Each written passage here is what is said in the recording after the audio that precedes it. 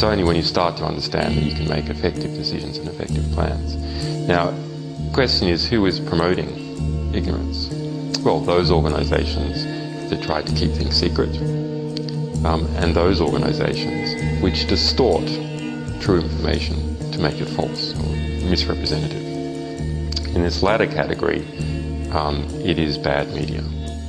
It really is my opinion that the media in general are so bad, we have to question whether the world wouldn't be better off without them altogether. They're so distortive to how the world actually is, that the result is we see wars and we see corrupt governments continuing on. One of the hopeful things that I've discovered is that nearly every war that has started in the past 50 years has been a result of media lies. The media could have stopped it. If they had searched deep enough, if they hadn't reprinted government propaganda, they could have stopped it. But what does that mean? Well, that means basically populations don't like wars. And populations have to be fooled into wars. Populations don't willingly, with open eyes, go into a war. So if we have a good media environment, then we'll also have a peaceful environment. Julian Assange, thank you very much.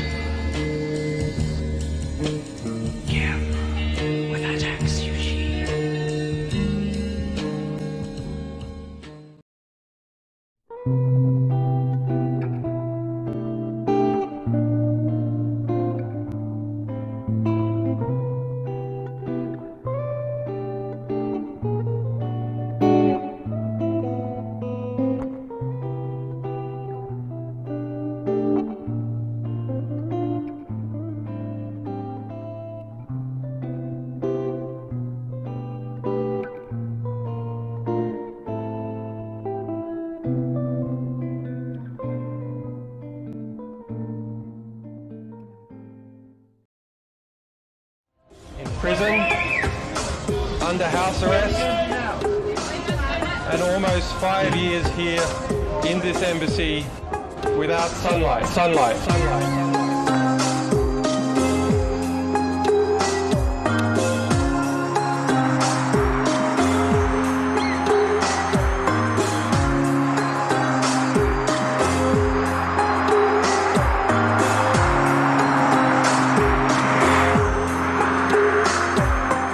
My children grew up without them. That is not something that I can forgive. It is not something that I can forget. It's something that I hope will be more than just about me. Because the reality is, detention and extradition without charge has become a feature of the European Union.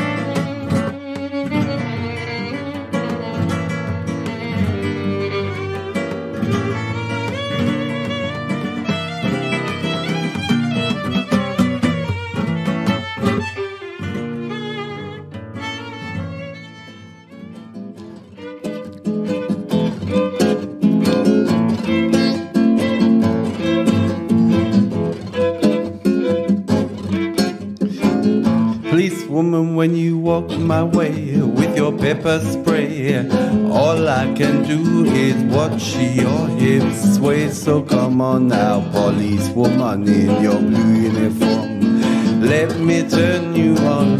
Arrest me, arrest me,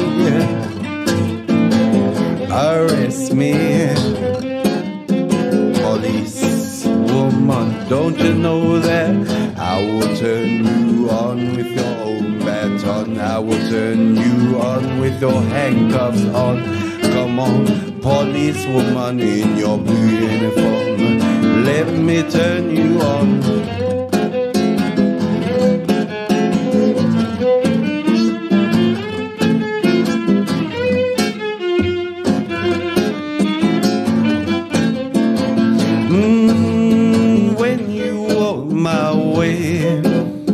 All I can do is watch your hips sway when you walk my way, police woman.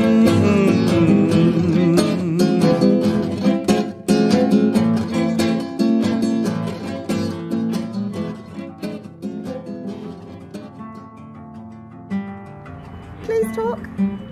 Can someone talk to me? Can someone actually just tell me where the US Embassy staff are?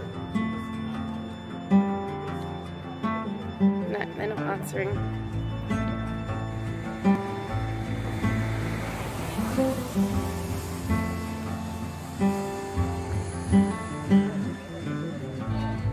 So the British High Commission are not answering the door to 2 British citizens wanting to ask questions. Pretty shoddy. And it's raining now. 3rd venue today.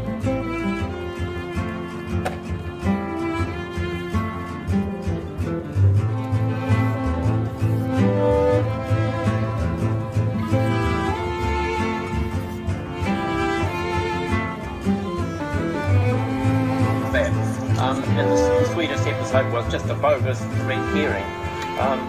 The US Constitution protects publishers and journalists. This crime was just to have broken the silence. It provided, shown that we're complicit by failing to speak out against illegal wars and the attacks on this journalist who's actually provided the real truth and the deceit of Western governments. There's no investigative journalism in our lifetime whose equal importance in terms of the information he has provided through WikiLeaks. He's called rapacious power to account. He's shown that our governments are supporting 70% of the military, including Saudi Arabia, which has an appalling record in terms of human rights and the treatment of women. It also is attacking on behalf of the United States Yemen, and we know that millions of people are at threat now in Yemen of starvation because they're closing the last port there. which is providing the humanitarian aid. At the same time, the drone execution that we don't really hear of innocent people all through the Middle East and any part of the world. Malcolm Turnbull can remain silent, or he can seize this opportunity and use his government's diplomatic influence to defend the life of an Australian citizen, a really top Australian citizen whose courageous public service is recognised by countless people across the world. He can bring Julian Assange home, and that's what we ask him to do right now. Thank you.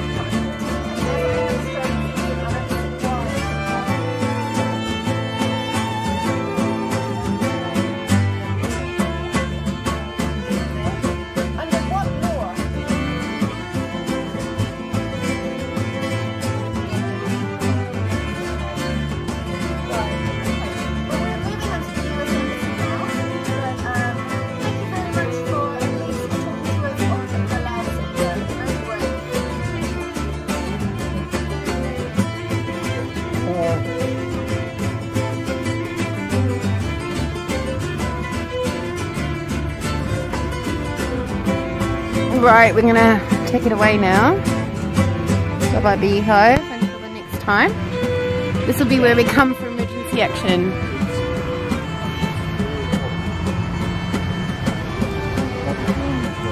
There's been a few people walking past today and taking an interest, which is great. It's just what we want.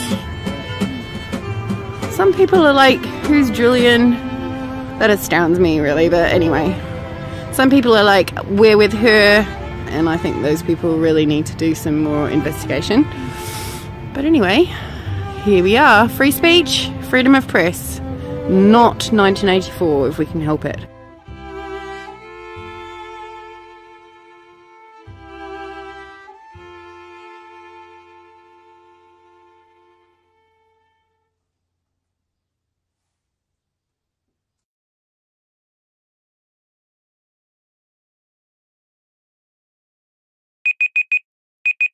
Hey everybody, welcome to session 3 of the Unity4J Wikibase. My name is Susie Dawson. I'm a journalist and activist and the president of the Internet Party of New Zealand. And tonight, Joe, our tech director, is in transit in the middle of nowhere in New Zealand with very little reception, and just conveniently at the precise time that he's in transit, our restream has broken itself. So currently we are not able to broadcast to the Unity4J account, but only on my personal YouTube page. So we're waiting for Joe to get somewhere where he's got enough reception to be able to jump in and fix it for us. But in the meantime, can you please let everybody know that if they want to watch and participate in this session, they need to come to the Susie3D YouTube channel.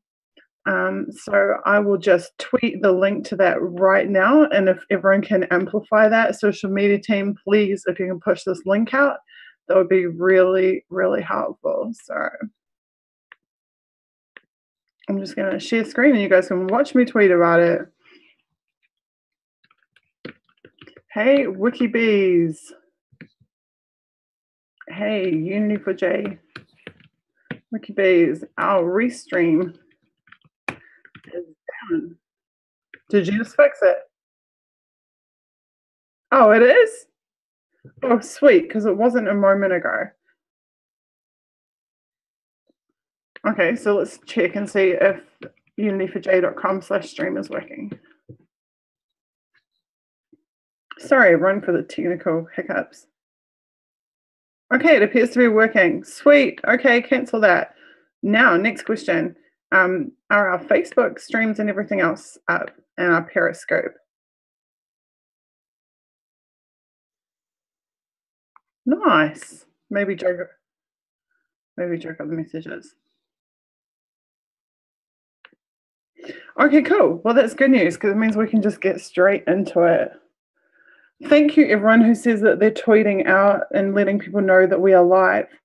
I think tonight is going to be super exciting from my perspective because we now know exactly where the movement is at. We've done our full assessment of all the different parts of it, and tonight we're going to start working on some of those growth areas that we identified.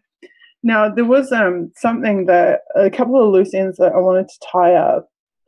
I'm just opening my little spreadsheet here that we all made. We've got tonight with us Kitty, who's the director of our research team, our channel lead for research. Kitty, can you hear me? Yeah, I can hear you. Hey, so when we did our mapping of the movement, we gave research team a green light. We are very, very happy with how research has been going. The measure of that from my perspective is that, and I've just pulled up the spreadsheet, so I'll share screen for you guys. Research, everything that we've ever asked research to do has been done, and done really well and thoroughly in a really short time frame. So, where have I got research somewhere here? But what I wanted to check with you is what you thought the growth areas for research would be. Like, okay, what can research do better? How can it be improved? Well, one of the problems is right now is that we're spending a lot of, well, it's not a problem, it's what we do. We're spending a lot of time on the contact lists, and we need to start moving into other areas. We need to start building our research library. We need to start building, the research library will or should have reference links that allow people to access all of this information on WikiLeaks, historical information on WikiLeaks and Julian Assange, and especially these media insane diatribes that are occurring, and how to address those issues, what the truth is behind the lies. We talked about creating a wiki. Is that what you want to do? Yes, I think the best place for the research library will be on a wiki. So we need to get that part moving. In terms of the contact lists, everybody's been absolutely fantastic. And the contact lists will just be an ongoing thing, and it'll just keep going on because we're always going to have people that we are going to want to add. And we want to keep expanding those no matter what. But we do need to start expanding into these other areas, and that wiki, in my opinion, is becoming actually very important. We should be getting it up soon because of what's happening right now with the media, because we need people to have the resources and the means to address all of these lies and confusions that are being thrown at them. Having a wiki would be absolutely amazing because we can build that out. I mean, not just to be a research library, but we could build that out for all the other areas of the movement as well. And like, we could do like standard operating procedures for all of the teams and workflows and everything, and have it all in one place. That would just be incredible. Exactly. So I think that would be brilliant. But starting the wiki from a research perspective would be fantastic, and then fleshing it out from there. That would be absolutely brilliant. Because the wiki structure is so flexible. We can put practically everything in there that we need. Awesome. I love that idea. Okay, so just a progress update from yesterday. Zaldivar sent me a file which I need to check out. It has all the info I asked for about the translation Twitter accounts for the different languages and everything. So thanks, Zaldivar Christian, for doing that. It's really good. Also, Fleur did have someone come and put their hand up to help her with the Pinterest. which is fantastic because that was one of the things that we asked for. So what I'd like to do now is, Kitty, do you want to take us through, just give a little tutorial to everyone about how to use, are we using Etherpad tonight?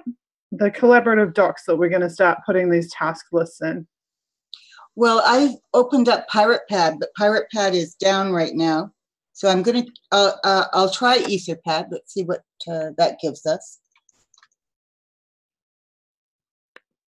Sweet. Do you want to share screen and just take people through the functionality of it? And then we'll give the link to the first document out to the social media teams and they can pump it out. Okay, just give me 1 second here and then I will set up a shared screen. Okay. Let me just... No problem. And I've just got the Restream chat link, so now I can see all of the combined comments and questions from everybody. So feel free to talk away, you guys. Tonight is all about collaboration and about doing things interactively. So your feedback and your conversation is as important as us sitting here on the stream and talking to you. Okay, I've set up Etherpad now and I've shared the screen. Can you please put the link into the social media comms channel? And social media team, can you please share this link to this first Etherpad that Kitty's creating? And this is where we'll start building out the task list for tonight. Okay, social media comms. Let's see if I can get this link here.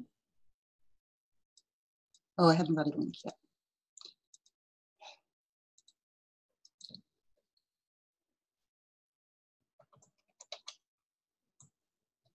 Maybe for J, task list 1 or something, it's fine. Okie doke.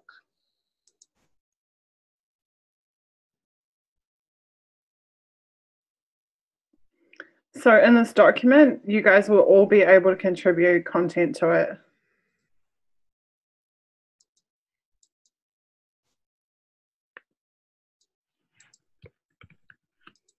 Okay, I'm just going to put it into social media.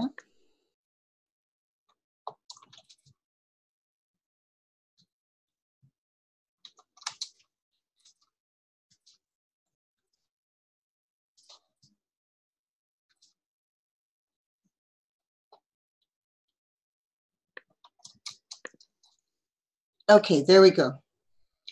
Fantastic. Okay, so we have used Etherpad and CryptPad, depending on what your needs are. Etherpad is generally fine because we're not working in a highly secure environment, and these are public lists, and pretty much anybody who is working on them can access them. CryptPad is zero-knowledge encryption. It allows you to log in and create a disk where you can save all of your stuff. So it's a slightly different approach. Here on Etherpad, essentially all you do is this is your document and you just start typing in it. Once people have that open link, anybody can come in. For example, you know, I can type in task 1 and Susie can come in and she'll be a different color and she can type in task 2. Now, I was automatically assigned that color, but you can go into, I think I need to make this smaller. You can go into here, Etherpad, and you can assign yourself a color and you can log in. It's not really a login, but it's sort of a login. So I'll just put my name here and everybody will know that that is now me. If you want to be anonymous, you can stay anonymous. Doesn't really matter. We also have a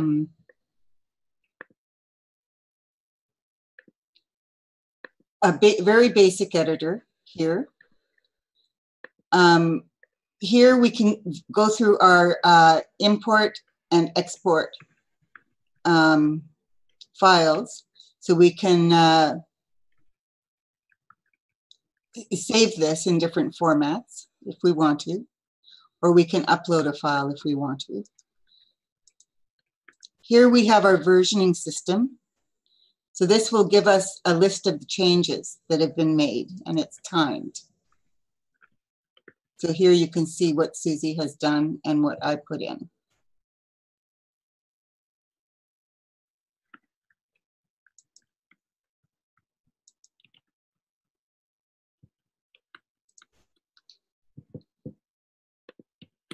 Okay, so we're back here. This just allows you to share the pad. For example, if you wanted to embed it in your web page, you could do that here. And you can just pick up the embed code and embed it in your web page and let people work on it from there. I think that's pretty much it. You can't save them anywhere. So you do really have to make sure you keep the link and don't lose it. Somebody has to take charge of that. But as long as you have the link, you can cooperate. There used to be, there is a chat here. I didn't see it at first. This is a chat so people can talk to each other while they're editing. So for example, I can post a question here for Susie, and Susie can respond immediately or whenever she is around. So that's pretty much it.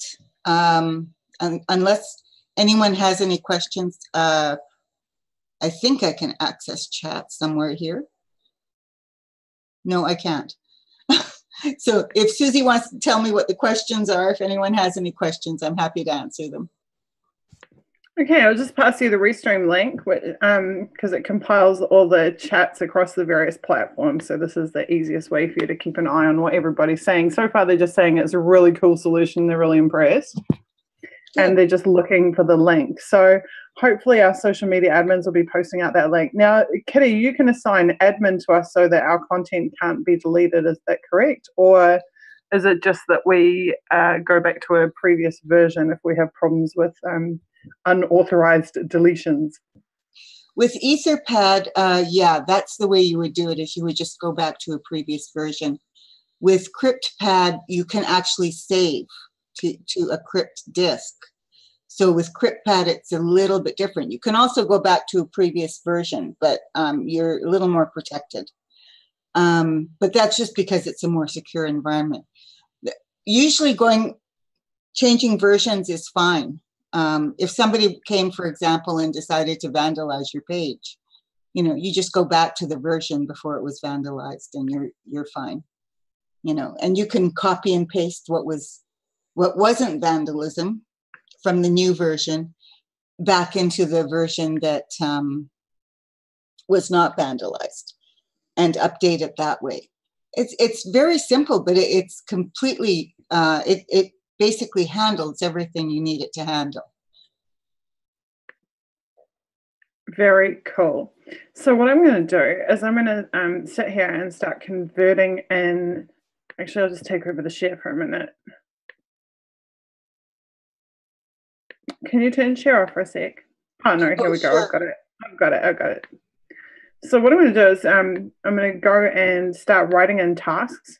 I'm going to use these areas. So I'll create the task by area, and then I'll take the task from these things here that we wanted to do with them.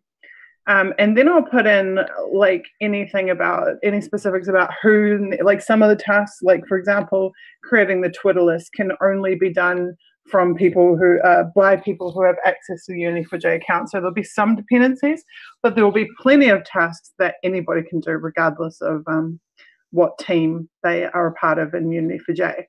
So bear with us while we get those tasks in there, and then we're going to be asking you guys to put your hands up and to help us. And also, I just need to quickly let Joe know that I think the Uni4j account is not working. It was, and now it's mysteriously not. Again, our Restream is not working. So, guys, you will have to please let people know to jump on my YouTube channel. Let's see if I still have the link and paste. Maybe I do. I'll just send a tweet about it.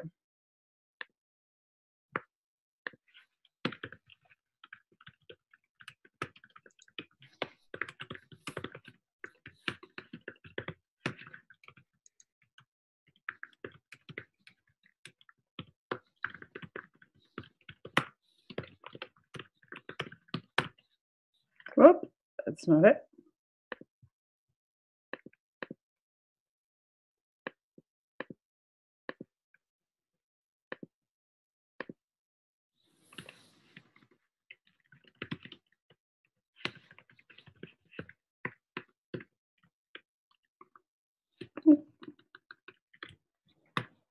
Okay, so I've just tweeted the link. So if you guys could pass that on to people, that would be really, really helpful. Thank you.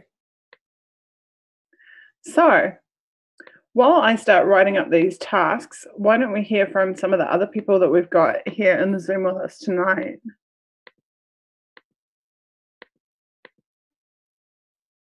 Christian, you with us? Bruce, you with us? And Elizabeth, you've got some exciting news for us that you might want to share.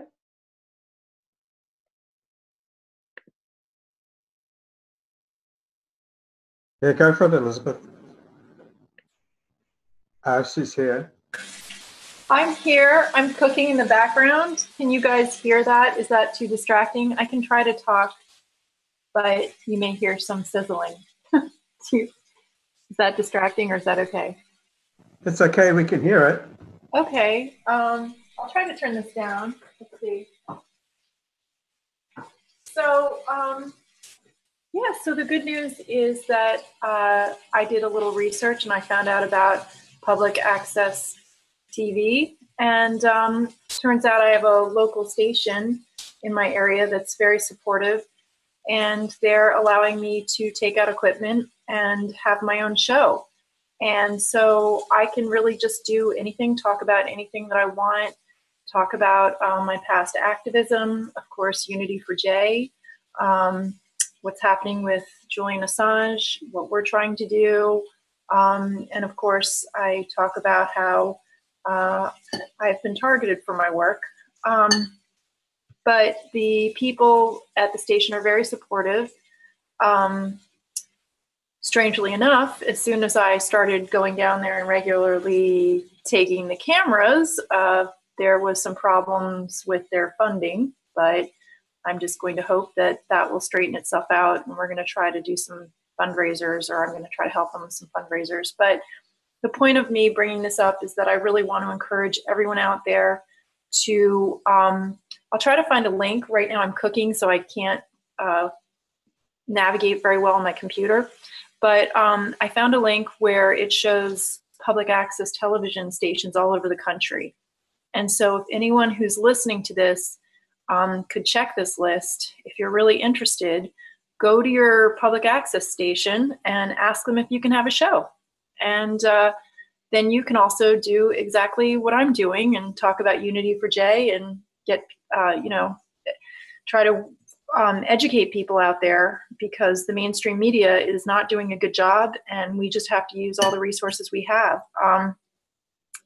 The last thing I'll say is that when I talked to the owners of this particular public access station, I said, wow, this is an amazing resource. Why don't more people use it, et cetera? And they said, well, there some of these stations, they will be very strict. And they do receive government funding, I believe. So we were talking before the stream started about, I forget the exact station, but there's one in New York where as soon as people were starting to talk about Julian Assange, they were, kicking people off with these programs, et cetera, which is awful, and censorship and shouldn't be happening. But anyway, I mean, it's a challenge, but it's a challenge worth taking. And I will, as soon as I can get a second away from my food, I'll put that link up there again. I want everyone to please, please, please go and see if you have a public access station and see if you have the freedom to take out equipment, record a show, or if they have a studio. Just find out, what your parameters are and just go for it. I'm very self-conscious in front of the camera, but I'm just going to go for it. So anyway, that's my news. I don't know if you guys... That's amazing news, and that's so incredible. It's an incredible resource for us, and it's an incredible opportunity for you. So thank you so much for that. Kitty, I'm wondering if these tasks would be better presented in a spreadsheet format. Do you think we should use an EtherCalc? Well, I can give you a quick run through of the EtherCalc, and we can check it out. It's probably a good idea, because just as I'm starting to do this doc, what I'm noticing already is that we will have to structure it by team, and then by the sub-team, and then task. And I just really think probably in a spreadsheet format would be a lot easier to track than in the doc format, but we'll keep the docs because they're really good for organizing as well. Sure. I'll just share my screen right now, and we can take the EtherCalc interface, which is lots of fun. Okay, there's the screen share.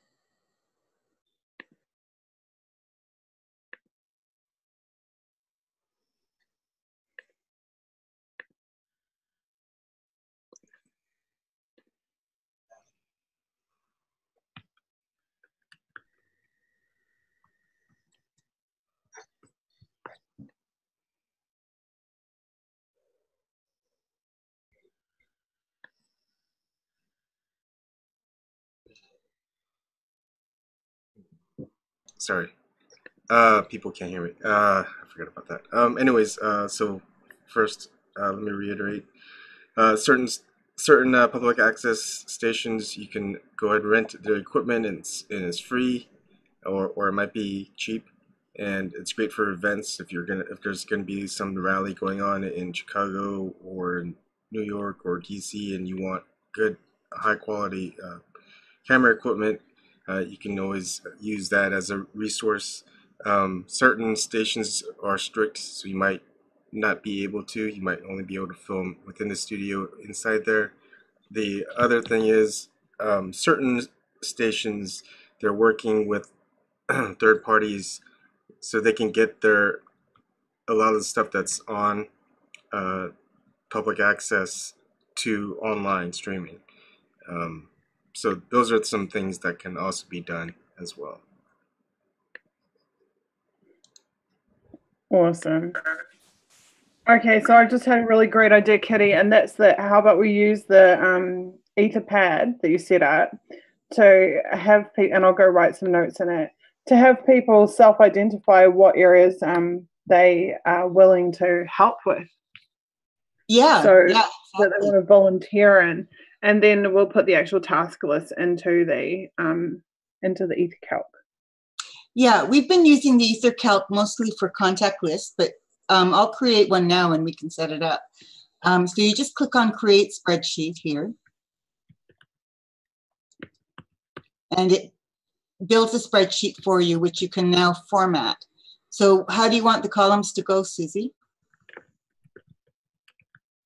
I want them to basically be to reflect the original spreadsheet. So you want to have like team would be the first column. Okay. And then like sub-team or area, doesn't really matter, either one. Sub-team would be fine. And then dependencies, or sorry, then task, and then dependencies. And then status. Okay. That should be totally fine. Okay, so we've got our spreadsheet basically set up. Now, the spreadsheet works in a very similar way to the Excel sheet, except that it's simpler. It's a little more basic. You don't have a lot of the formatting features that you would have in Excel, but you have all the basic things that you need.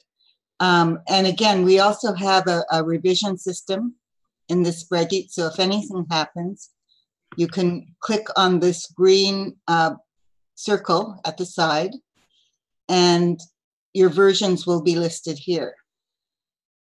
And then you can restore an older version. We did that once on one of our spreadsheets, but mostly it's been actually pretty good.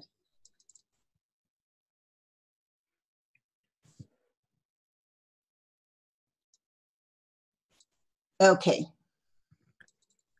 So, yeah, it's like I said, it's very, very simple. You can save into various formats here.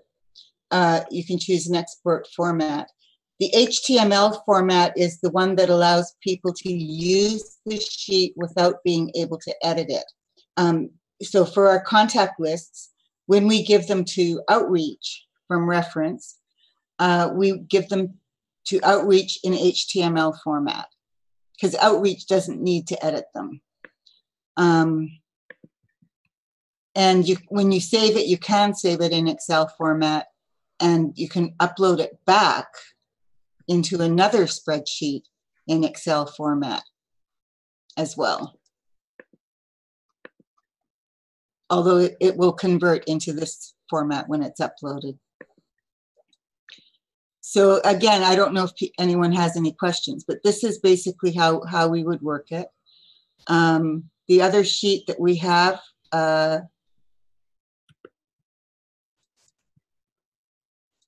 is our task list that Susie is working on. Cool. So have you got the EtherCalc link there somewhere? I've put the EtherCalc link into social media with the other link. Awesome. I'll just verify that I did that, but I think I did. Oh, no, I didn't. Okay, let me just do it now. I was thinking I was going to do it. Okay, in the meantime, I'm just going to share what I'm doing here with the Pirate Pad, because it will, or the Etherpad, because it will be done in very short order. So what I've done is I've put up here at the top, and maybe I'll just make this a bit bigger because it's a bit difficult to read. In this document, we're asking people to self-identify which Unity4J teams they're interested in performing tasks for. And then I have the list of teams down here, and I'm just putting in some specifics for them for each. So what I would like all the watchers to do, everyone who's participating in WikiBees, what I want all the WikiBees to do is to put your name. It doesn't have to be your real name. It can be a handle or a username or a fake name or whatever you want to put. Under the following areas that you are interested in completing tasks for, I should really say. So we have the Twitter team, we've got the actual admins team. So you would need to know how to use TweetDeck or be willing to be trained in it.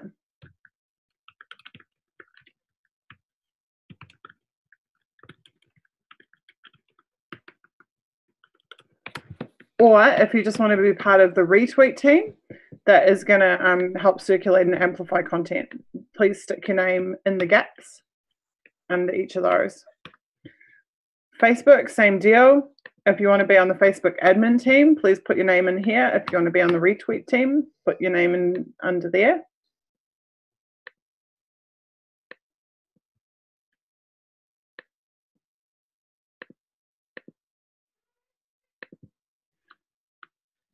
I don't know why Steam it doesn't like me for some reason.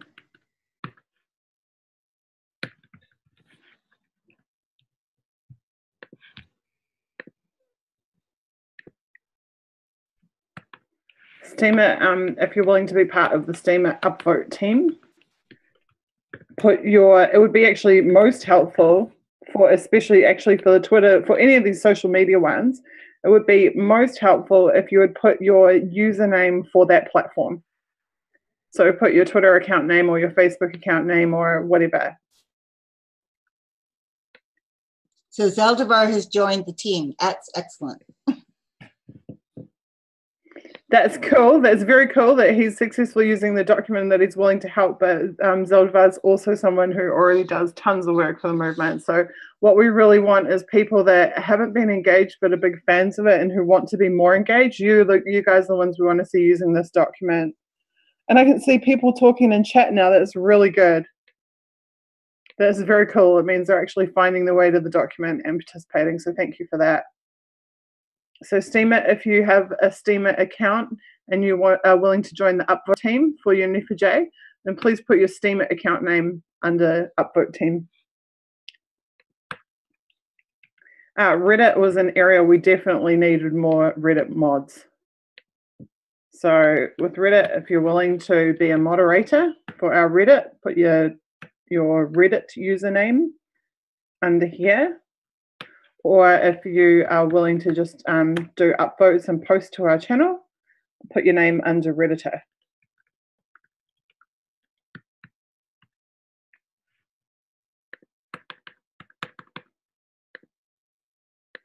YouTube. For YouTube, if you're willing to be a producer, it means you'll actually help to manage the channel. If you're willing to be a marketer, you know a bit about YouTube marketing, which is a whole discipline of itself and one that we definitely need help with, and please put your YouTube username under there. And if you are just willing to restream content or mirror content, put your username under there. Now Tumblr, we have a new Tumblr account set up, but we need help to, I guess, admins. We need help to get all of our historical content into there. So if you're willing to be a Tumblr admin or help to flesh that out, please can you put your Tumblr account name under there.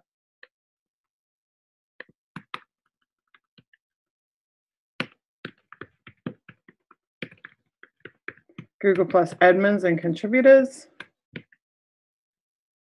Our Gab was pretty kick-ass so far, but still, if you're willing to help moderate it or contribute to it. I guess it's probably more curators.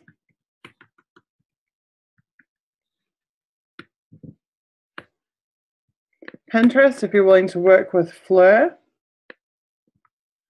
our Pinterest is amazing. I can't wait to unveil it next week. Actually, it's going to be massive. Please put your Pinterest username under there. Ditto with Instagram. Admins for amplifiers for Instagram.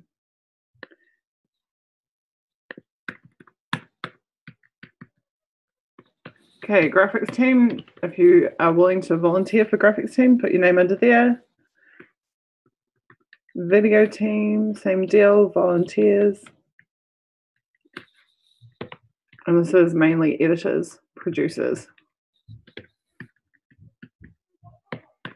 Music team, SoundCloud account admins, or volunteer, or musicians.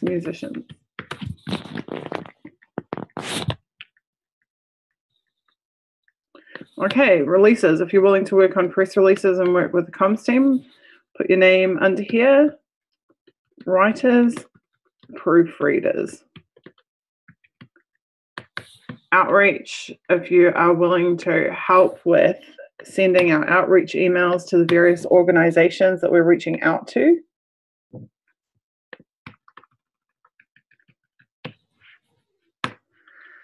And help, so we need people who are willing to help develop CRM. Relationship managers.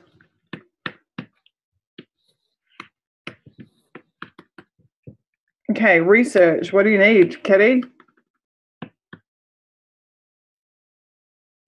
We can always use researchers. And people who are able to commit a certain amount of time to helping us with the contact list and building those. And in the future, near future, when we get the wiki going, of course, we'll need researchers to help build our research library and write up little briefs and things like that. So, yeah.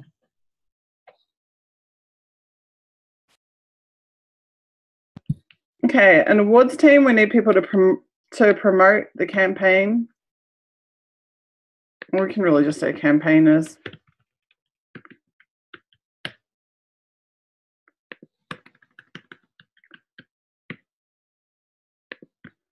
Legal, I never know what to call the legal people. It's like, I just call them legal beagles. If you're willing to help assess legal documents and study legal documents relating to Jay's case, shove your username under there. Interfaith, we talked yesterday about how we want to flesh out this area, how we have a team established, but they don't really have much direction. So we need coordinators for interfaith. And coordinators and event planners for interfaith. Okay, stream team definitely needs more help. We need people who are good with, who are capable broadcasters, I guess is the word. I don't know the word we're really looking for there. Broadcasters, what would we call them, Evan? Broadcast engineers? I'll put that for now, and we'll have to do. People who are willing to, and who have resources, will need knowledge restream.io, have computer resources to be able to run streams.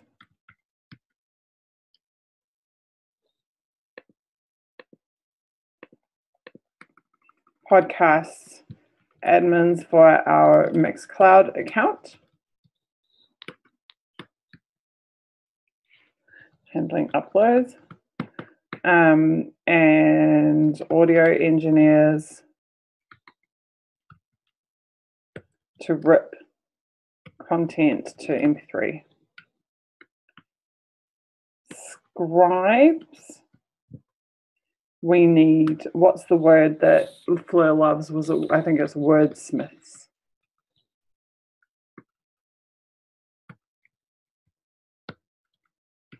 And transcribers.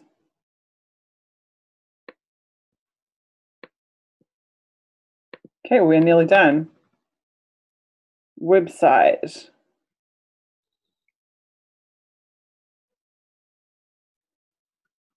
I see Big Fear is already ahead of the game here. Usability is for all systems. So this is system analysts. For usability. UX designers, web designers, graphic designers.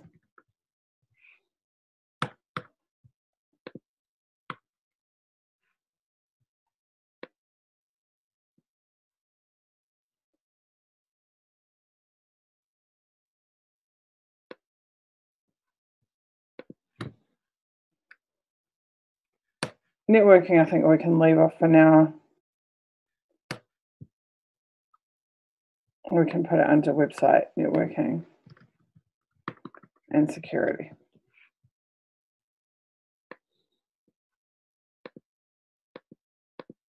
Bots has already taken care of, so I'm going to remove that.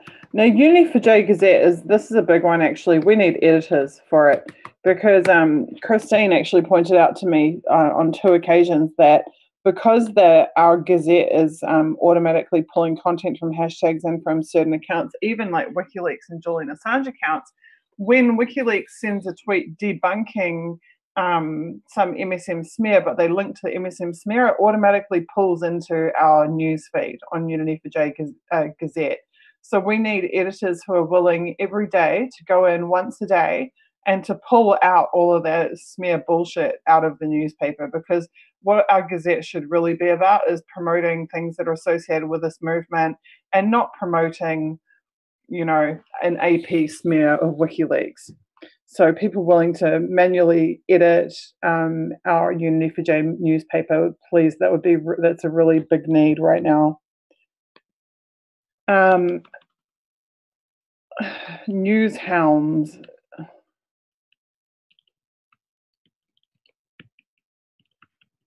That's finding content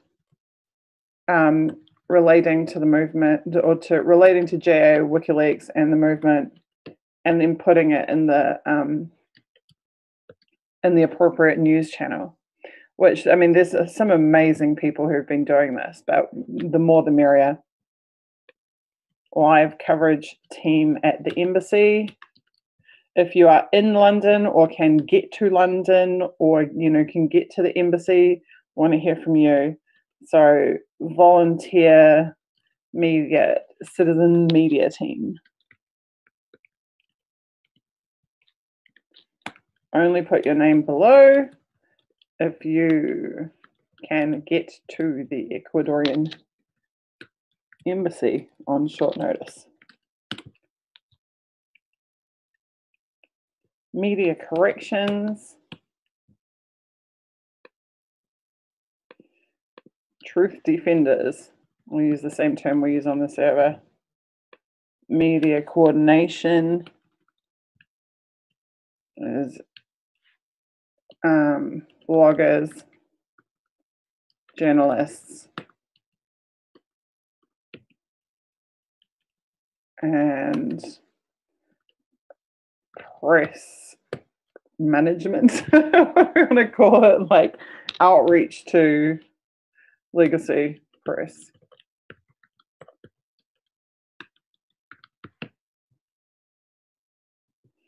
Outreach of volunteers.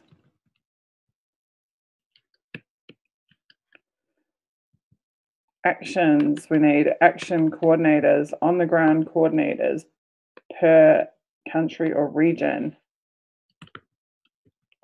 Please put your country or city in brackets.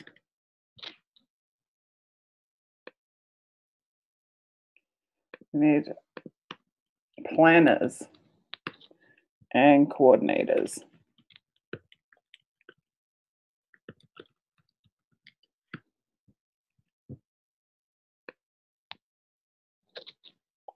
Translations, translators, please put your language in brackets.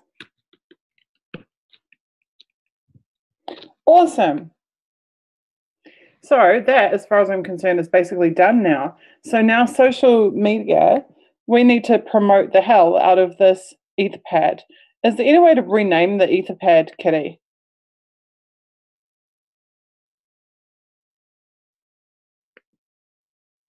The reason I ask is because we named it task list, but actually it's a, oh, you know what, we can probably just leave it. I don't think then all we'll do is break the link to the tweets that have gone out already. As far as I know, there isn't, but there's lots of things, you know, there's things I don't know about this. So it's possible that there's a way, and I could look into finding out. But as far as I know right now, no. Fantastic. Empress Pyra says, Susie, if we have information or resources to point towards, is the research channel the place to share that stuff? Information or resources to point towards. You'd probably need to specify, Empress, what kind of information or resources. Like if it's information relating to WikiLeaks or Julian Assange, you want to put it either in the recent news, urgent news, or background news channels in the Discord. In terms of resources, you could probably put it in the ideas channel in the Discord just to say, hey, I've got an idea, here's some info about something that might be useful to the movement.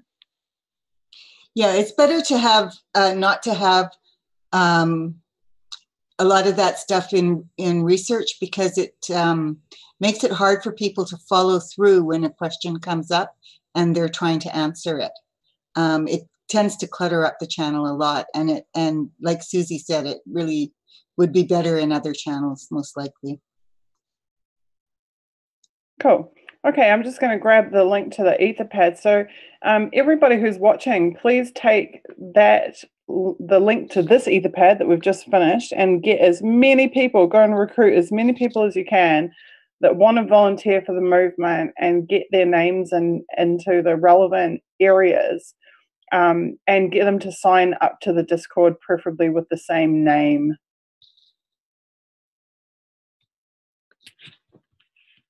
And make sure you are signed up to the Discord. unityforj.com/Discord. Cool. Sorry, I'm going to close that for now and grab the Ether Calc.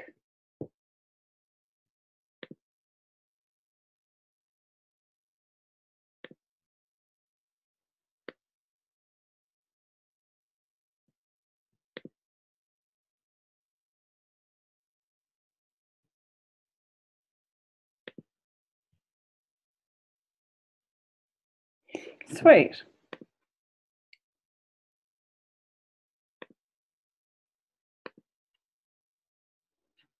Just waiting on it to load.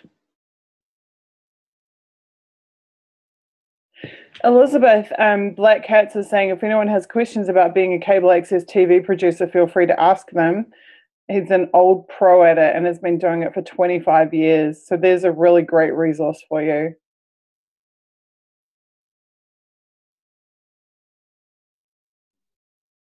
Thank you. I'm just eating my food, listening to you guys, but thank you so much. I will definitely connect. Black Cats, Elizabeth is Cat Mima on the Discord server. So if you guys could chat, that would be really great. Really great. Okay, so we've got the Ether Calc. Well done. Now, can we like make this, we can put colors on here, right? I like colors. So I think we'll add priority for the tasks. Okie dokie. Now we should just be able to cheat and basically copy these in, I'm pretty sure. And it's going to make life a lot easier. You should be able to just do a straight copy paste. So if you select all of it, yeah, then just I don't want the whole thing because I've actually changed around some of the ordering and stuff in it. Oh, okay. But that's right.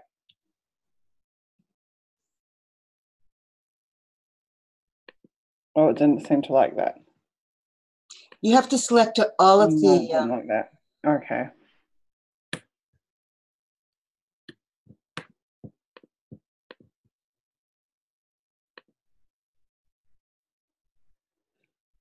What have we got here? 335. Now you guys get to see how slowly my brain actually works.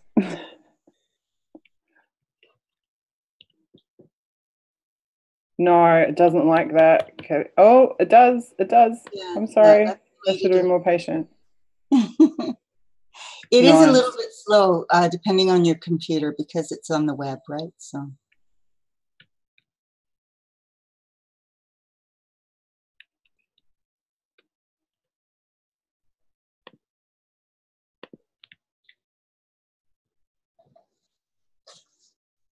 I'm loving this so far.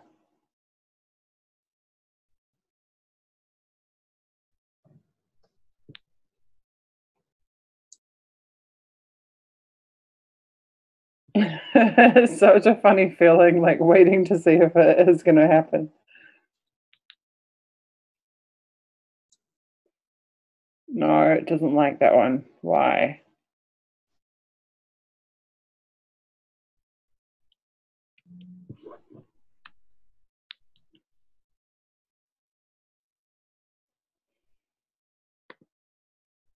Okay, I think we'll just go from manual here and just do it one by one.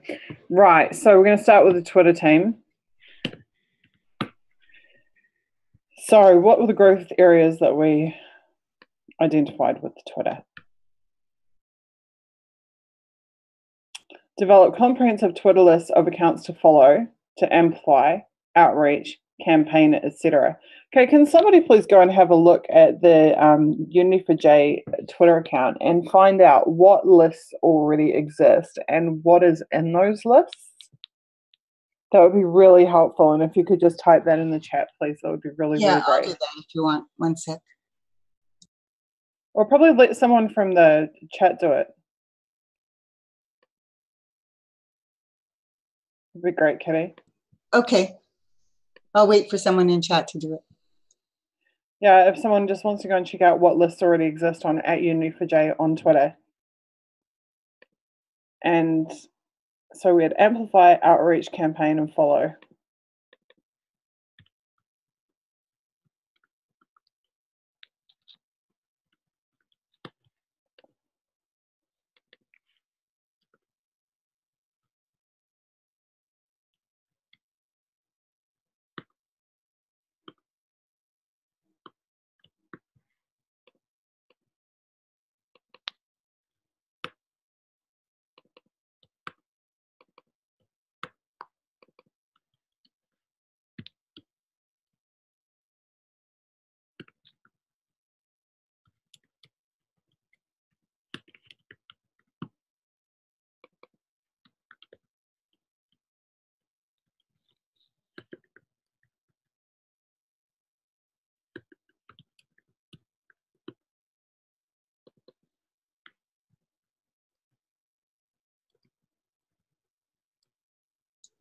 Just to make one point here, Susie, creating Twitter lists and following people who are not following you has to be done directly from the Twitter interface. It can't be done from TweetDeck. So those two tasks actually require direct access to the Twitter account rather than TweetDeck access. Okay, I understand. So it's got to be done then either by Joe or by Bruce, I'm guessing. Yes. Right? Yes, exactly. Right. It's all right. We'll keep moving along.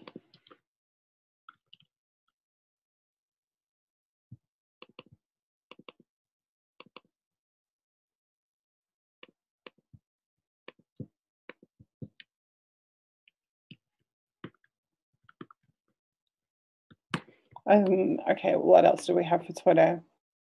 Assess and promote satellite translation accounts, right? That's been done already by Zaldua, so that can move down to translations.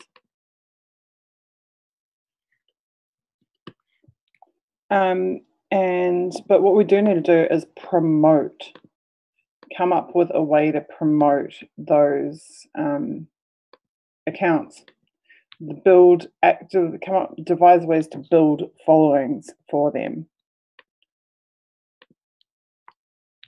That's more of a strategic thing than a tactical task, though. Okay, so that's Twitter done. Let's move on to the next one. Facebook. Facebook hashtags. Now, what exactly is it that we need to do with Facebook hashtags? Can someone who, because I'm not really up to the play enough with Facebook to know, what is it that we're actually wanting? Bagheera, you sent me what link to use as a template?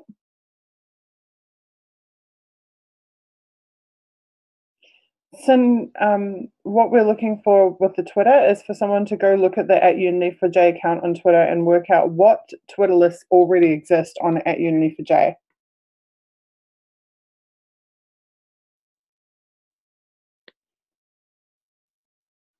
Emma Beveridge, Etherpad is just a collaborative document platform.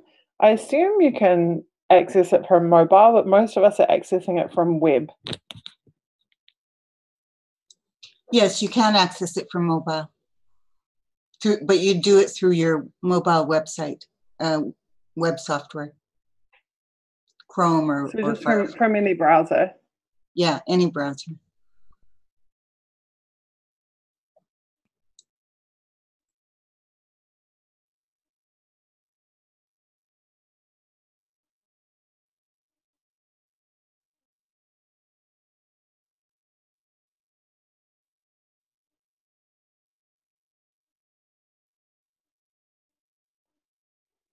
Please don't link to the list. Just tell me what is in them, like what the name of the list is or what's in them, because I can't see anything. That link doesn't tell me anything about it. Big Hero, Discord DMs or Twitter DMs?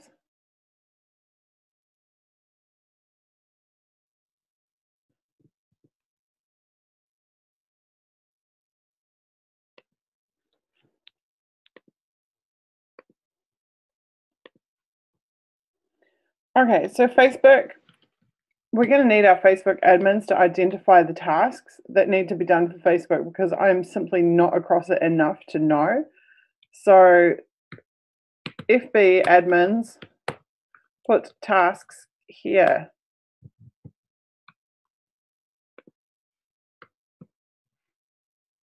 Oh, that's interesting that that makes it a hyperlink.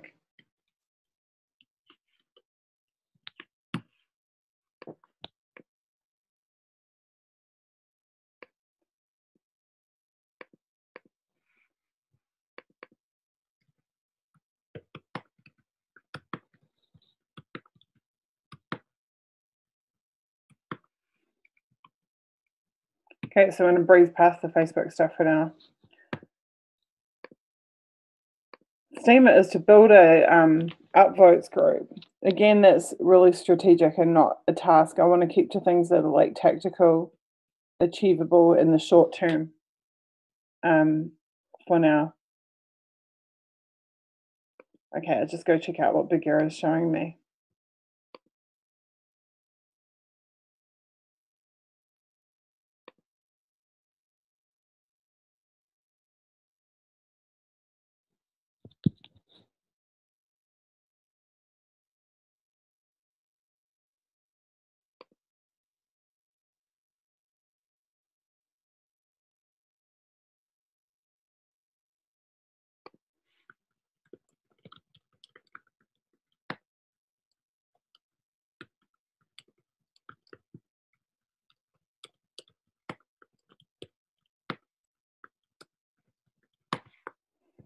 Okay, cool.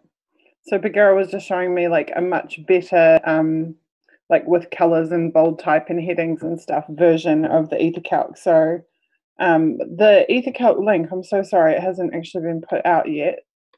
So here it is.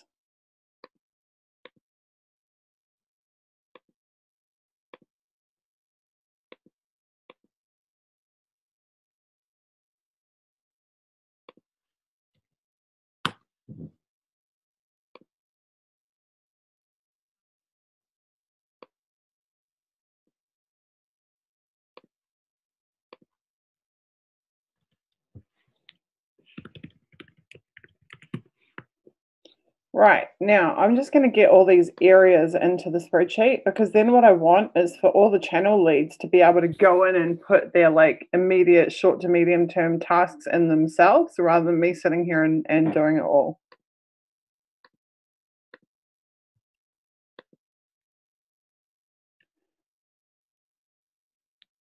So we had Steam.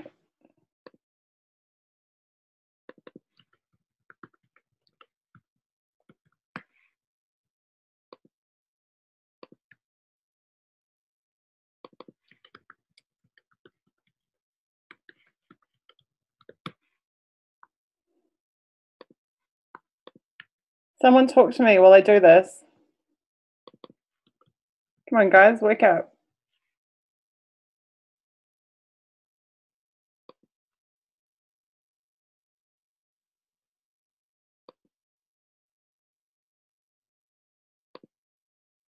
This is awesome, by the way. Well, fill the blanks and like talk to us, Christian, while I put together this stuff, because then we can have everyone collaborate in the doc together and it will become a lot more exciting than just me sitting here doing the framework. I'm here in the background too. Christian, tell me about New York. Tell me about you. I guess you talked about it yesterday, but are you going to be planning to do that every single week?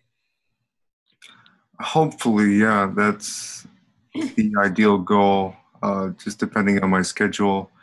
And if I won't be there, I'll be trying my best to have somebody set it up, and I'll be promoting the hell out of it on Twitter and other avenues, whichever way I can, whether it be social media, or the simple act of chalking, as Ivan has said that I've been chalking more than his kids do.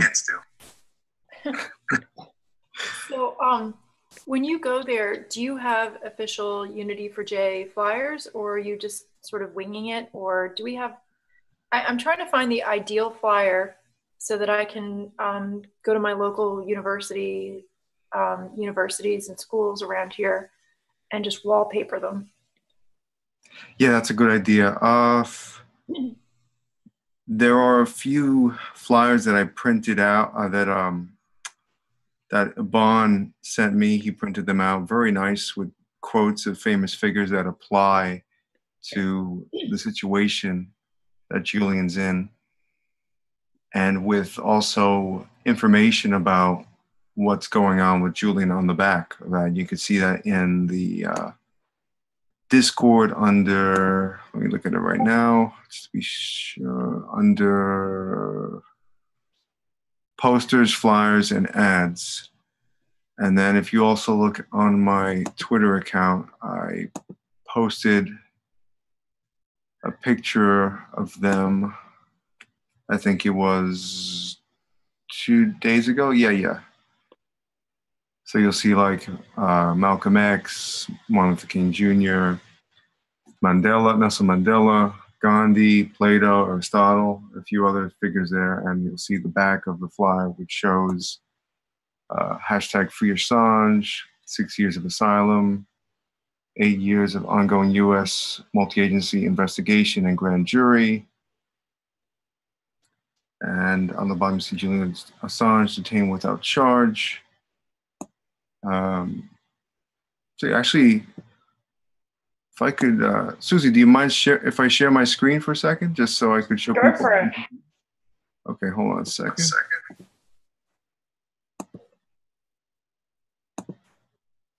See, there it is. Can you see it now? Oh, I almost did. Oh, there it is, I think. Here we go. Yeah. You guys see it? Yeah, that's great. Yeah. Does it lead everybody to Unity for J and all of our like wiki? I guess, well, WikiBees is fairly recent, so it may not have been put up there. But yeah, I'm just trying to find the perfect flyer so I can explain Julian Assange's predicament, and then how to get involved with the WikiBees and all the organizing on Discord. It doesn't, but it does go to imwikileaks.org, which is one of the sites that people can go to. I'm not sure. I have another flyer somewhere around here, and that was a sticker that we posted on a tree there. There's some me chalking sidewalks, boards. That's such a good idea. So is that something, I mean, do you have to check the local rules about chalking, or can you just do that anywhere? No, I think you could do it anywhere. I mean, because it's chalk at the end of the day. It'll wash away once rain comes. It's like, not like you're spray painting or you're etching it into the stone. It's only chalk. You can even just rub it off with your hand if you want to. Or with wet paper towel. I would love to go out late at night and make huge Unity for J hashtag symbols, or, you know, write that on streets, like the size of a street. But I don't know if somebody would bust me for that. No, you can't get in trouble for chalk. No. You can only get in trouble if it actually leaves some kind of permanent damage, which chalk definitely doesn't. Okay. Well, I have another adventure to complete. Okay, so the bad news is while other people are working in the EtherCalc, it is not letting me work in it. And that's just because of my shitty connection. But Bagheera, seems that you are able to populate this just as well as I can, so perhaps you continue on and do it. Not the tasks, but just the subteams. If you could complete the subteams for me, that would be great.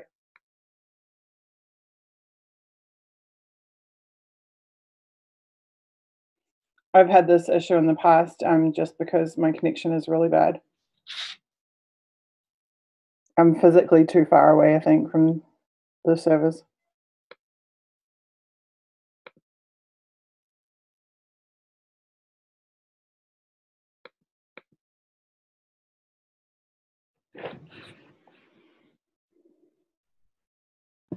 What we can actually do, Kat, is maybe have someone in.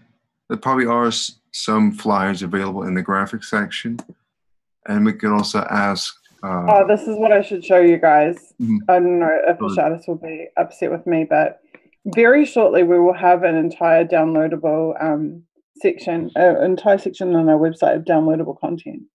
So you'll see we did it for Internet Party last year, and we're doing a similar thing for Unity this year. So if I go here and check out internet.org.nz, you'll see, and this is not a promotion or an advertisement, but I'm just going to show you from a design perspective. Here we have a section called Goodies, and you go to Goodies, and it has all like marketing collateral from our campaigns, and it's all like downloadable. So profile photos, banners, wallpapers, like wallpapers for your computer. And it has like all the different resolutions here. So you can, and including mobile. And it has stuff from events and quote graphics, and the works, like.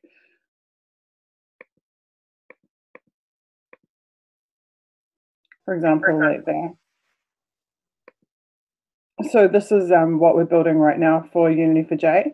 So on Unity4J website, you'll be able to download all of this stuff, all the marketing collateral for the movement, whether it's like print collateral to actually print out and take to events, like what you've been doing, Zaldivar, or whether it's digital for circulation on social media or for addressing your computer, et cetera, et cetera.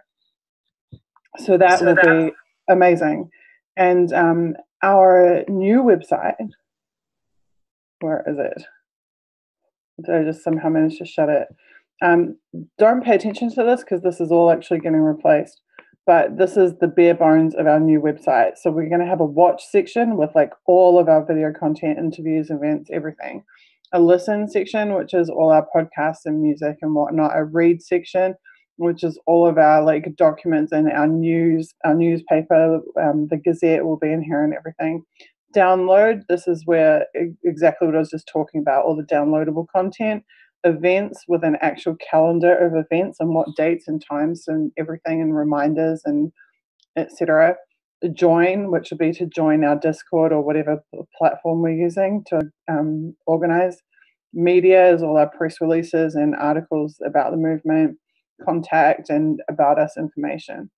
And here's where they're building in the translation. So we will have people able to view the website in their native language. So it's pretty awesome. That is amazing. I'm so excited to have the downloadable flyers especially. Yeah, flyers, posters, banners, like you name it. And I don't know why this isn't loading right now, but there's actually a whole new amazing like participant section that has all the people that have endorsed the movement. Somehow it's not working. I was looking at it today and it was working fine, so I'm not sure what's going on there. But this is just a mock-up. This is not obviously on our domain yet. But it's happening. It is happening. So very soon we will have a brand new website with all awesome bells and whistles on it that we've been wanting for so long. So huge thank you to Ashadis for making that happen. Thank you. Definitely. I'm excited. And of course, once we have a research wiki, that'll be up there too. Yeah. Do you mind if I ask you a quick question about the flyers? Or yeah, sure. So you know, my dream is to have students flyering regularly on their campuses, and so I didn't know if there's a way, if anyone's a student at a university, they could be sort of in a special hashtag, so that I could communicate with them. For J. What was that? Students for J. Yeah, Students for J. And then when we get those downloadable flyers, we can send them out to them regularly as they get updated and have them fly their campuses. I mean, in my dream, I have them do it weekly, but maybe like, I don't know, monthly, every other week or something. But certainly right before our vigils, it would be amazing to have updated flyers and then just have everyone wallpaper their campuses. So yeah, if we have any students out there who are listening, maybe just flag yourself as a student on campus so that we can speak to you directly. That would be amazing. So I think we go back to the Etherpad and we put under the actions and events, put like students. You can do it. Just click on the link and under the actions and events section, put students. Please put your name here if you're a student who wants to coordinate for university actions. Okay. Can I don't know, is Christian still there? Maybe I'm still, my hands are kind of dirty because I'm still cooking. Kitty, I'm sure Kitty will do it for you. Yeah, Kitty, do you mind doing that for me if you're there? That would be amazing. Sure. Where did you want it again? Under actions? What do you think, Susie? Actions? Yeah, definitely under actions. Okay. Okay. Yeah. I think actions and events are in the same section. Okay, student coordination? Yeah, basically it would be great to have student contacts and I don't know, maybe their emails in addition, and if they feel comfortable, or it doesn't matter. I mean, just some way that I can contact them so that when it comes time before the vigils and I'm tweeting, I can tweet out. Yeah, so we don't want anyone to put their contact details in that form. All we want them to do is put a username, either their Twitter account or a Facebook page or a Discord username. Please put that, and then you can reach out to them individually from there. Okay, sorry. And do you want that in do you want them to do that in Discord? In the Etherpad. In the Etherpad, okay. Do you think it would be good to have, are we not doing any more hashtags in the Discord? You can totally get Joe to set you up as Students for J channel. Totally. Okay, that'd be great. That'd be perfect.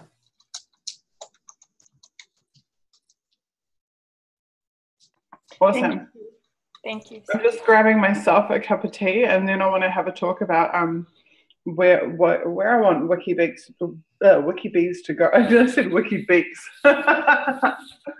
WikiBeaks to go, because I really want this to be like a buzzing hive and not just like me sitting here saying, can we do this, can we do that, but all of the channel leads and all the people from different teams all coordinating together at the same time.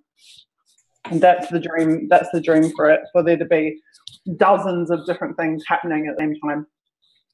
And it's totally fine that because we've just started, you know, that we take it step by step, but that's where I want it to get to, like at session number 30 or session number 50, for us to be having dozens of team leads organizing stuff all simultaneously and interactively with the chat, and for the streams to become a recruitment tool for the WikiBees. Absolutely. And for us to continually grow the population of them. That would be amazing. Cool. So Bagheera says that the sub-teams are all in. Sweet. So what we should do now, Bagheera, is who's on Uni4J? I don't want to be the queen bee. God. We can all be the queen bee. To hell with like having a queen bee. I mean, the whole thing for me too with WikiBees is that I will consider WikiBees to be a success when like I can take a week off and it will make no difference.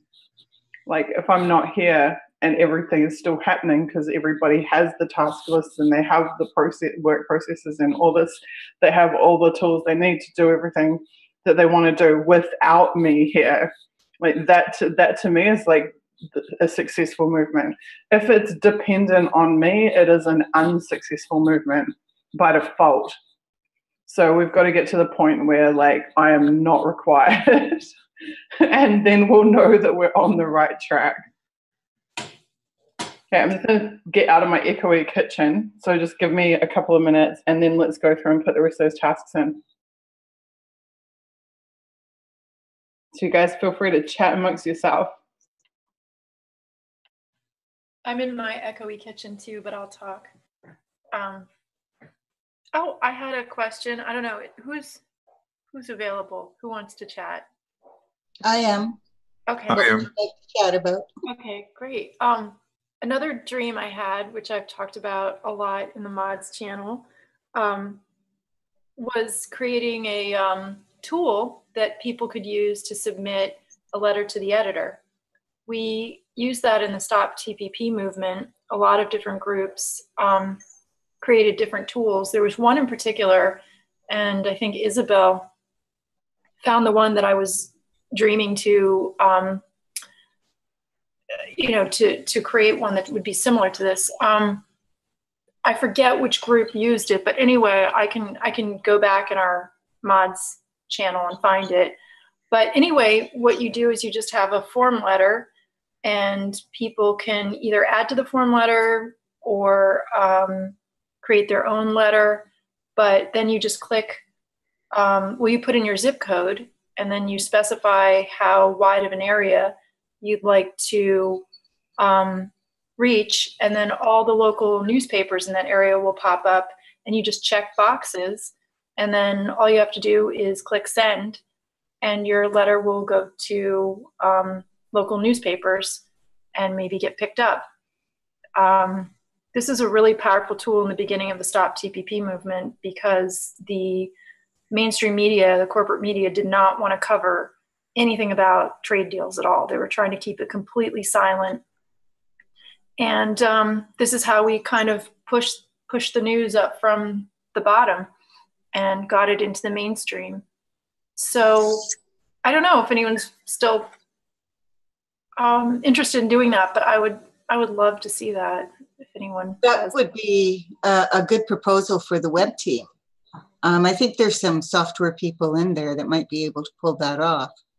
That's the kind of thing that you could have a section of the website which was for web applications and set it up to do it through the website, right? Okay. Yeah, so we've got a section planned, a take action section where people will be able to sign petitions, sign on to open letters, and to email, send like prefab emails, or they can edit them themselves, to all of the MPs, like the Aussie MPs and the UK MPs and stuff like that, to advocate for Julian. There's absolutely no reason that we couldn't unleash the same functionality for letters to the editors, especially with like some of the disgusting, I mean, did you see AP had to retract today their claim that Julian had been hacking politicians around the world? They had to actually print a retraction because it was so ludicrous that they'd ever published that in the first place. Oh my God. So sending mass letters to the editor of the AP would be a very good idea, just as one example. Yeah, because a lot of times the people who are editing the letters to the editor, they're not as politically motivated. I mean, they just like to have diverse letters. And so you can get a lot of information into these major newspapers or major media outlets that you wouldn't normally be able to. Yeah. It's a great idea. It really is. Thanks. Yeah. Can't. Elizabeth, Yeah. could you find the original code, like the actual application that was used? Because that would have the lists already done. I am not computer savvy, but a person named Isabel found the original one that we used in the Stop TPP movement. It's in the mods. It's way back there. I mean, I'd say it's a couple weeks ago that she found it, but I can get it again and I'll post it again in the mods, and we can, someone who's computer savvy can really analyze the code if that's possible. Isabel would be the right person to do it because she's on our web team and she's been a pretty prolific contributor. So I think definitely talk to her about it. And just as long as we let Ashardis know that we want that to be catered for too in the site design. Okay, I will, definitely. She's been great. Okay, I'm moving rooms, be right back. Okay.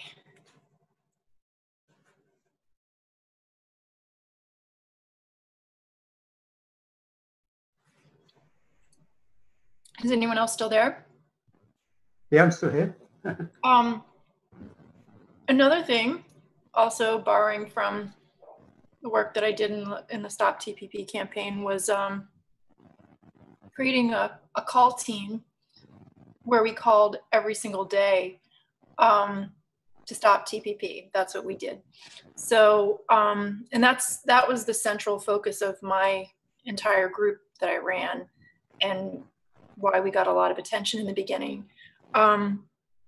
So if we did something like that in all countries, like maybe one in Australia, one in the US, one in even Ecuador, and one in the UK, I guess four countries, whatever group of individuals we want to reach in each country, we could just start call teams where, I mean, it was, when we were doing it, I just proposed it to everyone and said, okay, this is just a 5-minute commitment, everyone. You just have to call your representatives and say no TPP. Give them your name and tell, ask for your specific representative. I usually would post a link so people could put in their zip code and find their representatives very easily, and mark down the telephone numbers. And then just every morning I would send out a little meme or something to remind people, when they're drinking their morning coffee or tea or whatever, getting ready, just to make that 5-minute phone call. They don't have to call more than once per day, but representatives count the phone calls that they get, and they have to make note of them. So, the group that I ran got up to about 15,000 people.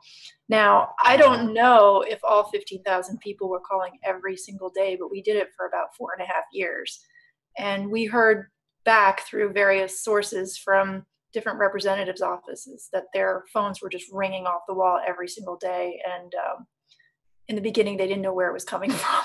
But it would be amazing if we could create call teams for each country and just have everyone who's interested give, again, just, takes maybe 3 to 5 minutes per day, and just put it on your schedule, and every day make a phone call and just say, free Julian Assange. Yeah, that was amazing what you did. Thank you, Bruce. Thank you for being so supportive. But yeah, I think that that movement was a great example of one that really had an impact. There's absolutely no doubt in my mind that without all the efforts from around the world on the Stop TPP movement, that is why Trump didn't sign the agreement. Absolutely, and we all know that that agreement was basically considered to be a done deal for years. So I think we should be taking all of those tactics that were successful in that movement and replicating them in this one. Absolutely.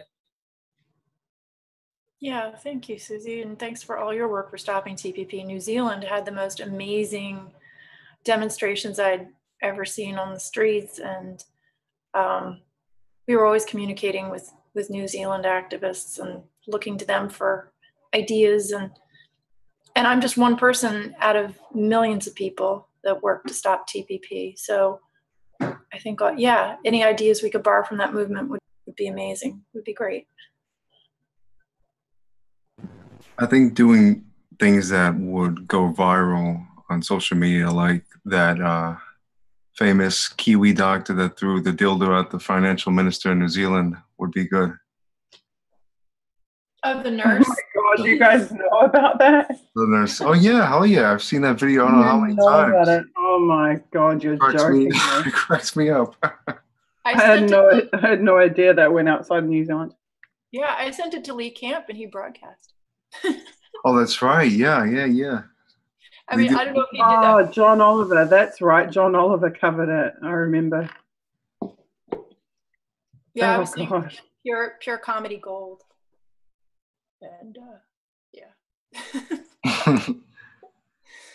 But yeah, things like that will get traction on sites like YouTube, Twitter, all social media, even news, things like that. Maybe just simple things like showing up in mass in big enough numbers where you just can't be ignored, where it's just too good to be ignored. Maybe doing big old murals like you were talking about, Elizabeth, where we draw like Julian's face and then hashtag Unity4J or Free Assange, something like that. Things like that. Yeah, absolutely. I mean, I'm up for anything and everything and all things that'll work. And you know, I draw from things that I noted were very. I mean, well, the thing about the USA and the Stop TPP movement was that we weren't like New Zealand. Like, we didn't have huge numbers of people in the streets. We did have Flush the TPP, and they did really amazing demonstrations. And they had some splashy events where sometimes they broke into the meetings of the trade representatives and like took over in front of the C-SPAN cameras and screamed into the mic, sort of like Code Pink, that woman from Code Pink does all the time. I mean, we had some amazing moments, and the unions were involved. So we were sort of hitting it from all different angles. But I have to say, we had a lot of small demonstrations throughout the country. We didn't have big, large marches like you would see over in New Zealand or for just about any other movement. So I think what really worked in the USA was really going after the representatives, embarrassing them, making them holding them accountable, getting the word out with the media. And also, I think getting a lot of the people in the tech community involved. I always say, like, if you're at a university and you're looking for where to start with your flyering, go to the computer science department. Start there first. Try to get some people who have tech skills involved immediately. But I think it was, a combination of getting people involved in the tech community and the unions, and getting people who are maybe even within government, within the system, to really understand how dangerous TPP was for our country. And I think we need to do the same thing with this movement. We need to appeal to people within the system and say how dangerous it is to compromise our freedom of press by allowing government agencies to attack Julian. So so I think demonstrations on the street are great, but I don't think if we don't have 1 million people overnight, it's not the end of the world, because you can still win with just a few people out there. You just have to go and hit the right Achilles tendon or the right spots to make people understand what's happening in our country and what's happening to Julian. Absolutely. That is really beautifully put. Thank you. Thanks, you guys. Sorry, I didn't mean to hog the stream. Whatever you guys want to talk about. No worries. You provided us with a lot of firsthand experience and strategies that have worked for you, and that's golden. Thank you. Thanks, Christian. Well, I'll let you guys take it away. I'm going to start cleaning this kitchen a little, but I'll be here listening.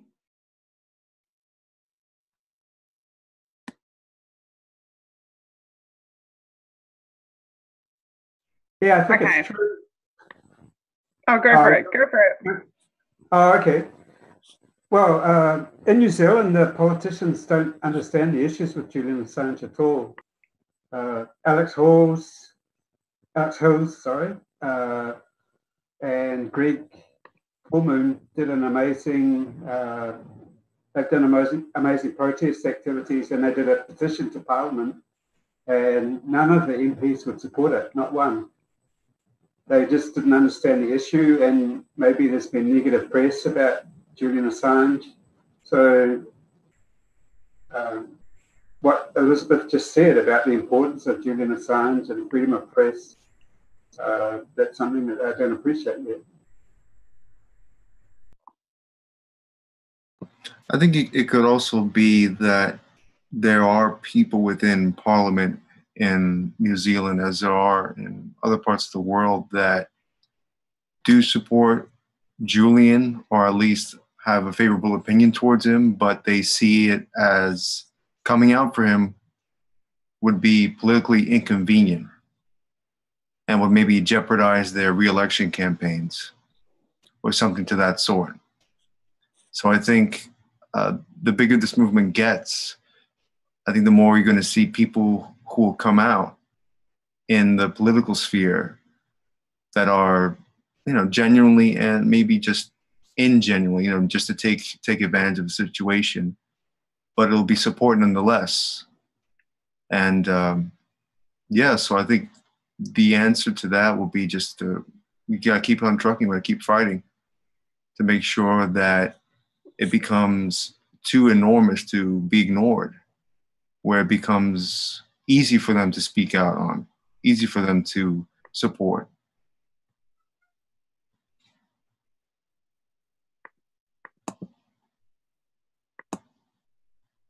And I think targeting specifically those 4 countries that Elizabeth mentioned, USA, UK, Australia, and Ecuador, are the 4 main targets, for lack of a better phrase. Those are the 4 countries that are directly involved in this. And you could even maybe put in Spain as well, because Spain was the one who pressured Ecuador to cut Julian's power off because he was tweeting about Catalonia a lot. I was going to mention something too that I just thought of. I don't know if you mind. Go for it. Yeah, go for it. Okay, so I don't know whether I should say this because I feel bad because Julian Assange always gets mistakenly smeared for being a hacker. He was a hacker when he was young, but now that he has, was running WikiLeaks, he just receives whistleblower documents and publishes them. He's not hacking to get these documents. These documents are coming to him and he's brave enough to publish them.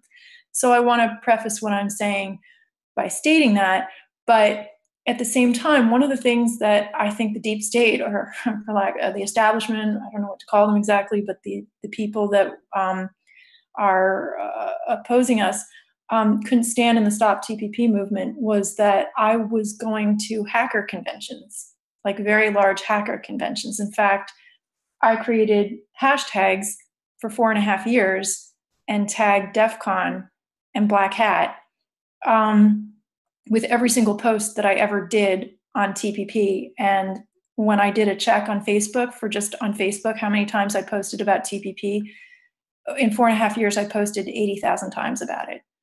And that's only on one social media page. I had multiple pages. So essentially, let's just say I had somewhere around 5 to 10 pages, and each one I was doing the same posts as I did on my Facebook. So that would be like 80,000 times 5 to 10. So potentially I had hashtagged on both Twitter and Facebook somewhere in the neighborhood of like 500,000 times DEF CON and Black Hat. And also I hashtagged Anonymous and tech groups. And I actually also hashtagged the military. I hashtagged because I felt that this was a sovereignty issue and people should understand. I made no, I didn't pigeonhole our group. We were a diverse group. We were a nonpartisan group. We weren't conservative. We weren't liberal. So in my hashtags that I used for 4.5 years, after every single post that I did on TPP, I put, I'm trying to remember all of them, but I put something like United We Stand, Army, Navy, Air Force, Marines, liberal, what did I do? Liberal, conservative, libertarian, independent, Democrat, Republican, and then I did Anons Anonymous and hackers, and what else did I do? DEF CON and Black Hat. So let's just say you're someone reading from those particular groups for the last 4.5 years. You could have potentially read maybe somewhere in the neighborhood of about 500,000 posts from me about TPP.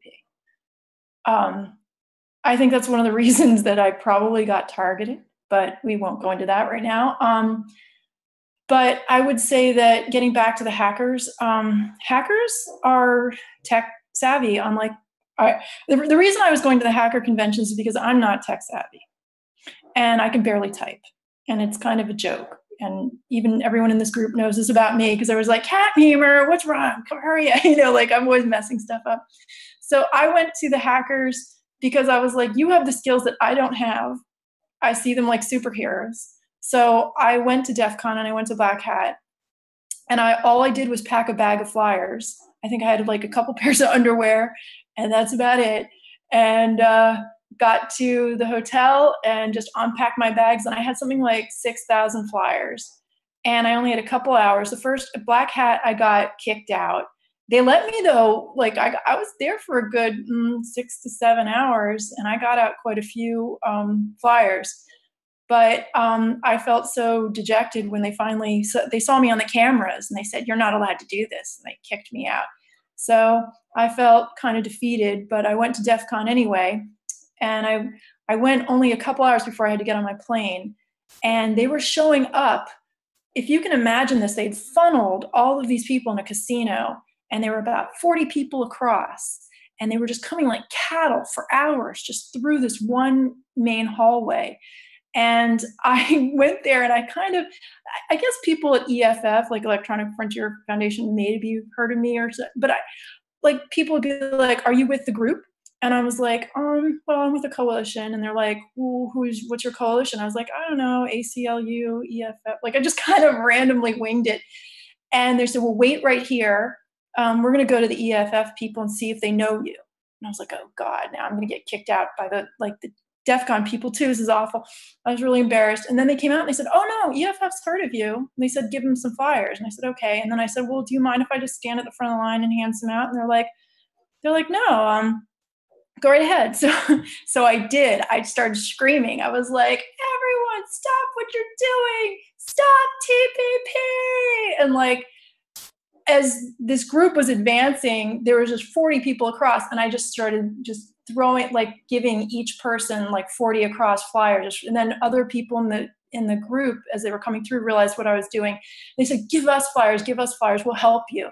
And so then I just had a whole group of people just going out. We handed out somewhere in the neighborhood of like 4,000 flyers in about 2 hours because there were so many people walking through this one area. Now that I've told this story, they're probably gonna have massive security, and who knows if we'll ever be able to do that again. Maybe I shouldn't have told this live.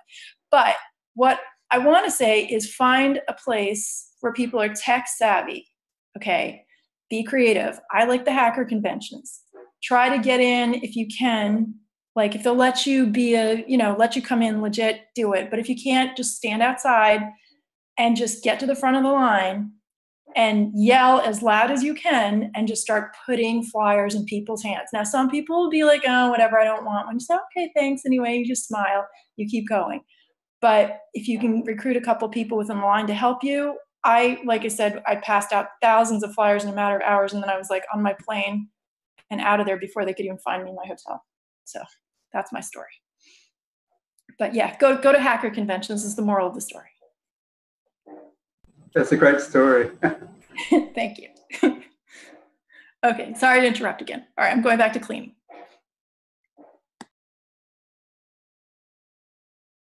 Yeah, no worries. Yeah, I think just speaking from my own experience, being on the street, making noise is definitely a plus. I was in front of the UN a few times, and I was screaming things like "Free Julian Assange" in as many languages as I could. And it definitely got people's attention, and definitely got people to turn around or look at me and talk to me and take a flyer, ask what's going on. And you'd be amazed how many people do know about what's going on. They ask, hey, how's he doing? Do you know how he's doing? Is he still in the embassy? this and that. But what I think we're all really talking about here is just diversity of tactics, you know, like what Kat Mimi was saying, go to hacker conventions, go to where there's a lot of tech savvy people that would be willing to help. Go. You know, somebody, sorry to interrupt you, Christian. Somebody said in chat, Paul said, let's make documentaries that gather millions of views. You know, we have over 100 hours of video footage. If we can't get a documentary out of that, I'll be really surprised. Yeah, that's a great idea. The movement to free Julian Assange.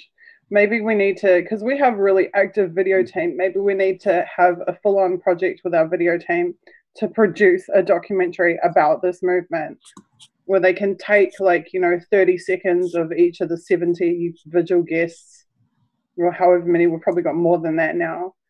Take like highlights from all the vigil guests and like present everything in a chronological Paul. Like, yay! I'm like, yay as well, Paul. That's a really, really, really good suggestion. We have literally 194 videos or something on the U-N-I-F-J channel. There is more than enough. And also, has anyone done that with Julian's speeches himself? Because that's a task that we should take on as well. There's been documentaries about Julian and WikiLeaks, but not many that are particularly favourable. Yeah. But that's a good Oh, okay. Well, being on the Twitter side of things, also just his quotes. If you can make a short MP4 format clip from one of his quotes, get his best quotes, and just put it on a tweet with the Unity for J hashtag, and that's attractive to people. That'll get their attention. Yeah.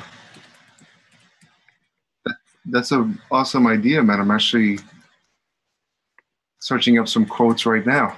Now that you mention it. Yeah, there are a lot of them. Did you see that story of this movement is a great idea from a promotional perspective to grow the movement and build the movement, but also to make sure we put all of our actions and everything, the on the ground actions, and really inspire people, tell them the different ways. Get like a cut of Elizabeth where she sits there and does one of her awesome speeches about all the different ways that people can take action to support Julian. And then we need to come up with some fantastic name for the documentary. And then we need to get Julian and WikiLeaks and J accounts and Christine to tweet it out lots. Go ahead, Bruce. Bruce, you were going to say something before? I forgot what I was going to say, sorry. You were saying, did you see, and then you got cut off. Oh, yeah. It was just someone on Twitter did a stream of Julian's speech from the balcony as a stream of tweets, and he just had a photo on the bottom of every one of the tweets, but it was a very powerful tweet stream because Julian's speech was incredible. It's almost like Martin Luther King's speech. You know, that might be Julian's defining speech. I don't know, but every one of those quotes was powerful, and every one of those quotes could be a short audio clip and a short video clip that was a tweet, and I think a lot of those would go viral. Yeah, well, I mean, look at the one that we've been showing, that we've on these videos. Like, there's unity in the oppression. There must also be absolute unity in the response. That's excellent. Yeah. I'm just looking to some of them now. And what we're trying to do is familiarize people with Julian, get them to understand him and understand his issues. And there's so much material, both from the Unity for J ourselves and from Julian and from other supporters, like the people at Hans Crescent who stand outside. So if we can package that attractively, we've got some wonderful artists in Unity for J. So just get them enthusiastic about attractively packaging the richness of Julian's history, and that will give a lot of people a lot of interesting stuff to look at online, on Twitter, on Facebook, everywhere. Oh, may I comment about that really quickly? Yeah, go for it. I really do think, we have amazing artists, and the more eye-catching something is, the less likely someone will throw out a flyer, frankly. But what I was also going to say is it would be great to have an option, even though I'm a very visual person. I love color, and I just, in the beginning, I tried really hard. I spent a fortune on color photocopies, but I found out very soon that it was breaking my budget. So it would be really good if people designed the flyers, at least that they hand out to people, in black and white, because it's much cheaper to buy ink or to get people to photocopy it for free, or, you know, go to Kinko's or wherever you have to go to download. And I forget how much it was. It was somewhere around 50 cents, or like almost $1, 50 cents, like 50 cents to $1 for a color photo flyer per flyer. But it was, maybe like 8 cents or something, 6 to 8 cents for black and white. And it's important also, because I did some designing myself, to maybe design it first in black and white, so you know if there's enough contrast, and then convert it to color. That was one thing I was going to say. And then, I was just going to add one more thing about the hacker thing. It's really important to get tech-savvy people, but another thing is to get people who are maybe even within national security themselves, or within these institutions that, or agencies that we consider opposing us. Because I think there are a lot of people in the lower levels that don't understand all of the issues. They're just told fragments, and they're not educated on the whole entire subject. And I found when I was walking around in Black Hat is a recruiting ground, I think, for a lot of people in national security. And I'm sure that some of the people that I was talking to were in national security. And I know I was talking to people in the military, and they were like, well, I'm not supposed to take this flyer from you. But then I'd be like, oh, okay. And then they'd say, but thank you for what you're doing. And that was really powerful. And what I realized is that even though I scream all day about, spy agencies that have targeted me, or I scream all day about, being really angry about certain government agencies or groups that are harassing Julian Assange, I think there are a lot of people who are very empathetic to Julian, who can't speak out, who are within these groups and agencies. And I think there are a lot of future whistleblowers or potential whistleblowers. I mean, when you think about it, people are mad at WikiLeaks, not because of, they're doing anything with any kind of foreign government or anything. They're mad because our own U.S. Military has used them as a vehicle to blow the whistle on war crimes. Or because, we have people within these agencies who are coming out and saying, look, our own agencies are corrupt. You've got to do something. And so it would be good to maybe find some time or some areas where some of these people may be congregating, and appeal to them and say, look, this is, you've got to defend our U.S. Constitution, our freedom of press, whether you like or hate this guy, whatever, it's more important to preserve our Bill of Rights than it is for you to have a personal, grievance about somebody or the way they wear their hair or whatever stupid reason you don't like this person. And it doesn't have to be about Julian Assange; it could be about anyone. But I guess just to sum up, appealing to people within these agencies, don't totally give up completely. Even though I rail against them constantly on my Twitter, and I'm really bitter about what happened to me and my family, I do think there are a lot of people who are in the lower levels who would love to speak out and would love to support us. And if we can educate them as much as possible, it can only help us. I really think that's how we stopped this TPP. I think there were people inside the system that recognized how damaging this trade deal, this fake trade deal, is going to be to our country. And I think there was infighting. And I think the same thing can happen too with the plight of Julian Assange, because he's being persecuted as a journalist for basically printing the truth and whistleblower documents. And I'd rather our national security see him as a vehicle for preserving a space for whistleblowers than see him as an adversary. So if we can get out there and appeal to people and educate them, maybe that can, we can influence people in a whole nother audience we never even considered.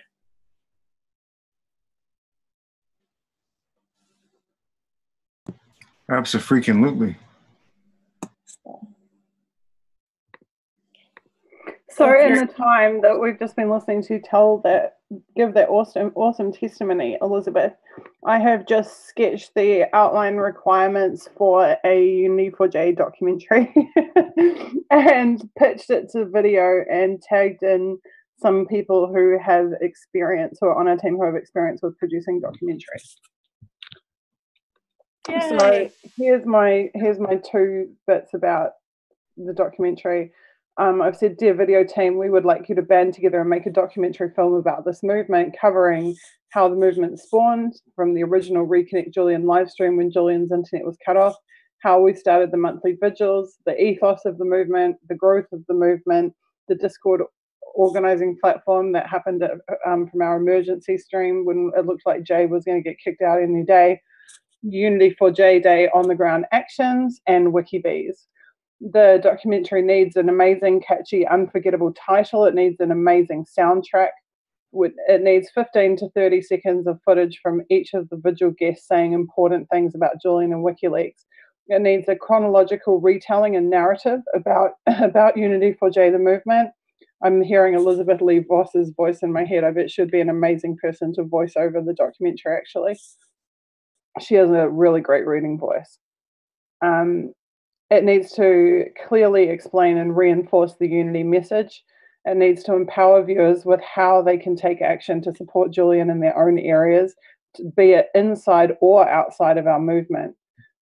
Think Elizabeth Lee Voss's speeches about actions people can take to support Julian.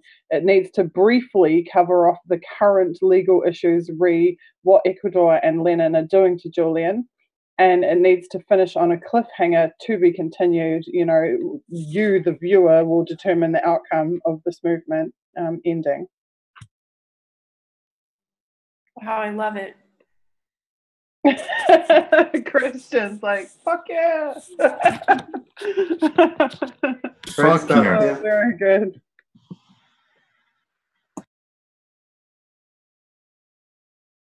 I've actually there we go. How amazingly productive. Like, even if we've done nothing else in this 3 hours tonight, actually coming up with that and now having like the outline sketched and everything, that's really well done to Paul Dromeda. Absolutely well done coming up with that. Oh, you people trolling me all the time.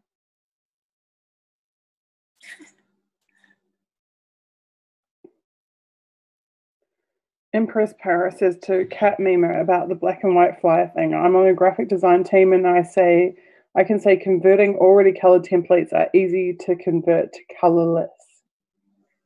Right. So she's saying do them in color and then do black and white versions. I tried that a couple times, and what happened was some of the colors that I used looked so similar to gray that when I converted them, my whole black and white thing didn't look contrasty enough and it didn't look interesting enough. So I had to redesign it all over again, which, I mean, if you hit it just right and you happen to pick the right colors, and then when you convert it to black and white, it doesn't look like one big gray mess. I mean, that's wonderful. I wish that had happened to me, but so many times I had to go back and redesign, and I'd just sit up late at night cursing and be very frustrated.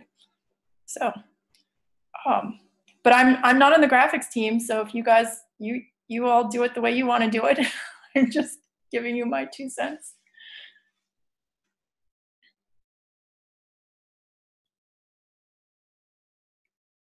I was going to say, Susie, though, about the documentary.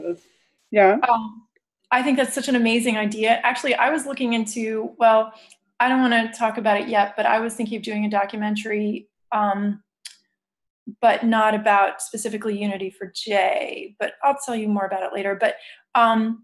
But a lot of people can, again, get free cameras, sometimes really nice cameras from the public access stations. And also, sometimes the public access television stations will offer classes that are very cheap. But if you already have a team of people that are experienced, they may know how to do it. Another thing I was thinking is, if it does cost a lot of money to do, maybe it would be useful, because I was just looking into this, getting a set of people to do grant writing. Now, I know what we're working on is controversial, and so some of these grants that are offered by, like, Ford Automotive or so, like these major corporations that hate anyone that's organizing for workers or for freedom of speech or freedom of press. But if you end up creating a big production that requires a lot of money for editing, or people can't donate resources, maybe it would be good to have like a little team of grant writers. Holy crap, I have 1% battery. Be right back. Okay.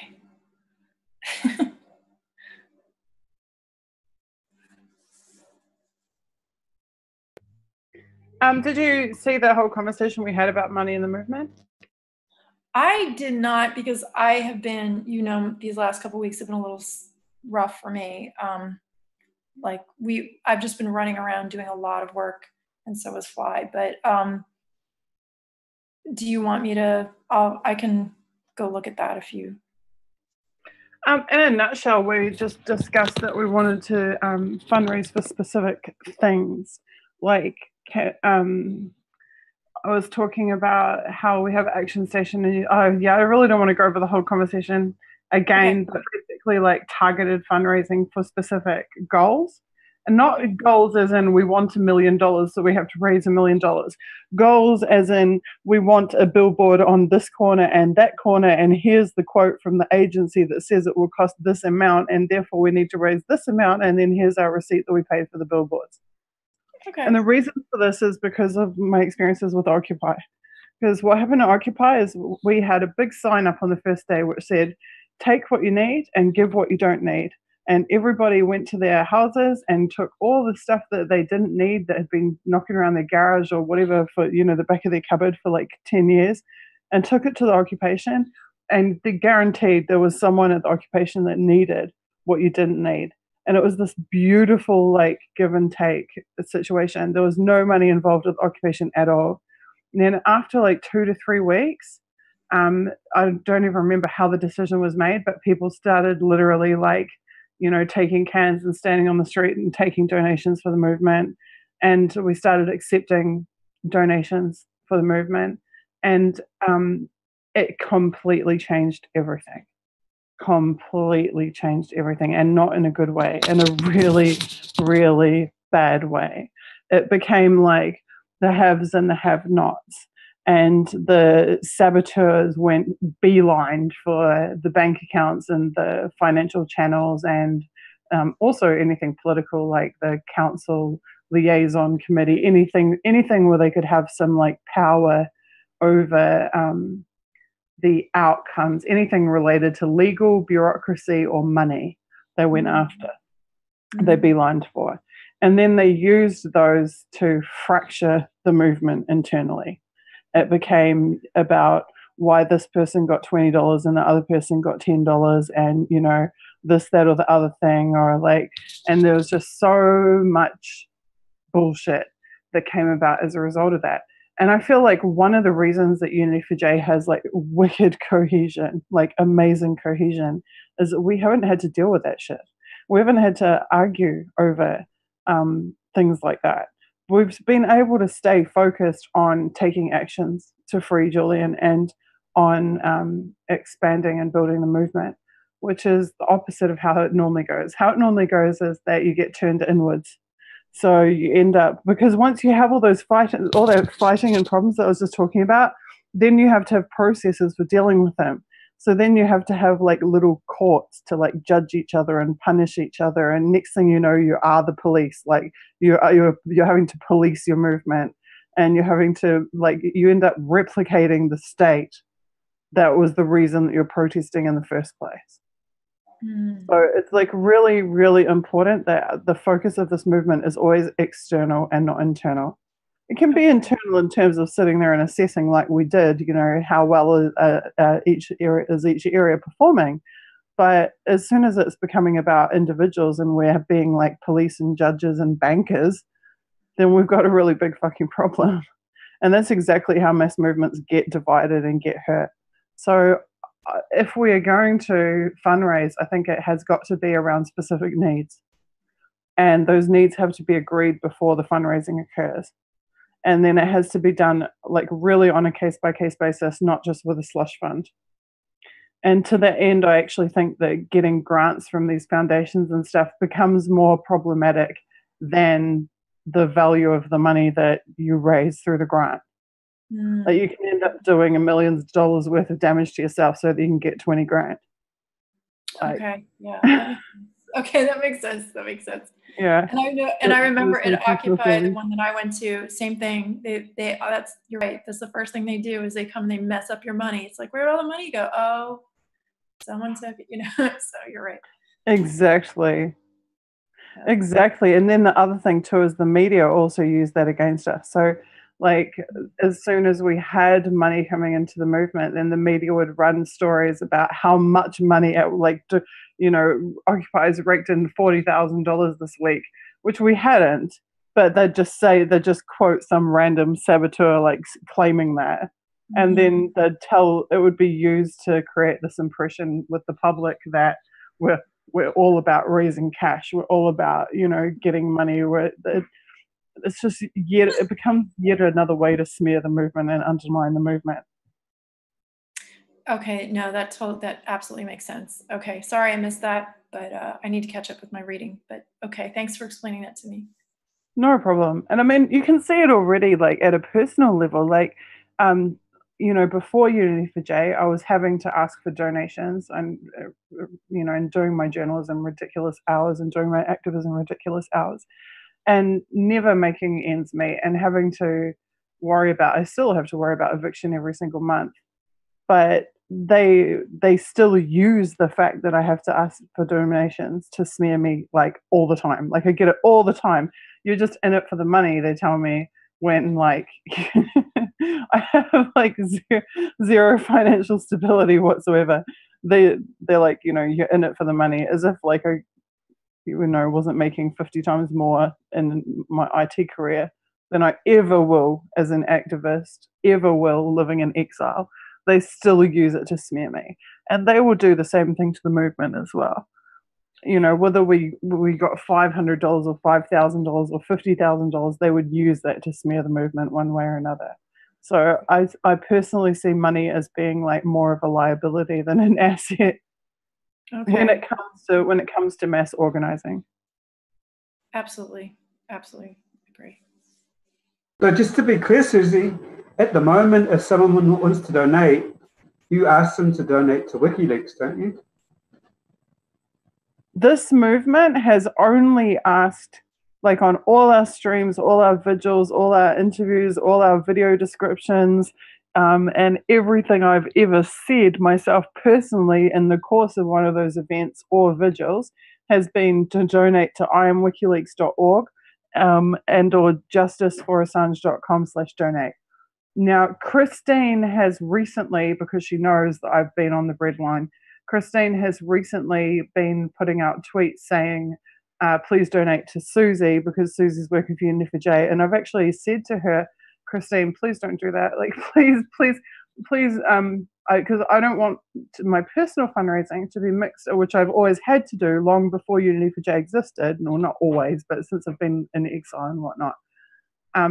I personally don't like that being mixed up with Unity for J, because I feel like it creates, like people don't, they interpret it as me fundraising because of my role in the movement, where in reality, I'm fundraising for my wider circumstances that predate the movement and that will postdate the movement. And I've asked her several times not to do that. But Christine is, sometimes I can't tell if she's trolling me. I think it comes down to that she really cares about me. And she disagrees with my philosophy. She thinks that I don't know if it's that she thinks I should be rewarded for the work that I am doing, or if she thinks that people will support me because of the work I'm doing for Julian. I'm not sure, but she and I have had multiple discussions about it, and that's why you'll see, like, I never retweet. Like, when she puts those tweets out about me, I appreciate that she cares about me and that she's trying to do it and her heart is in the right place, but I actually never retweet them. Like, you'll never see me retweet those tweets because I don't personally agree with my role in the movement being mixed up with my situation as a journalist living in exile.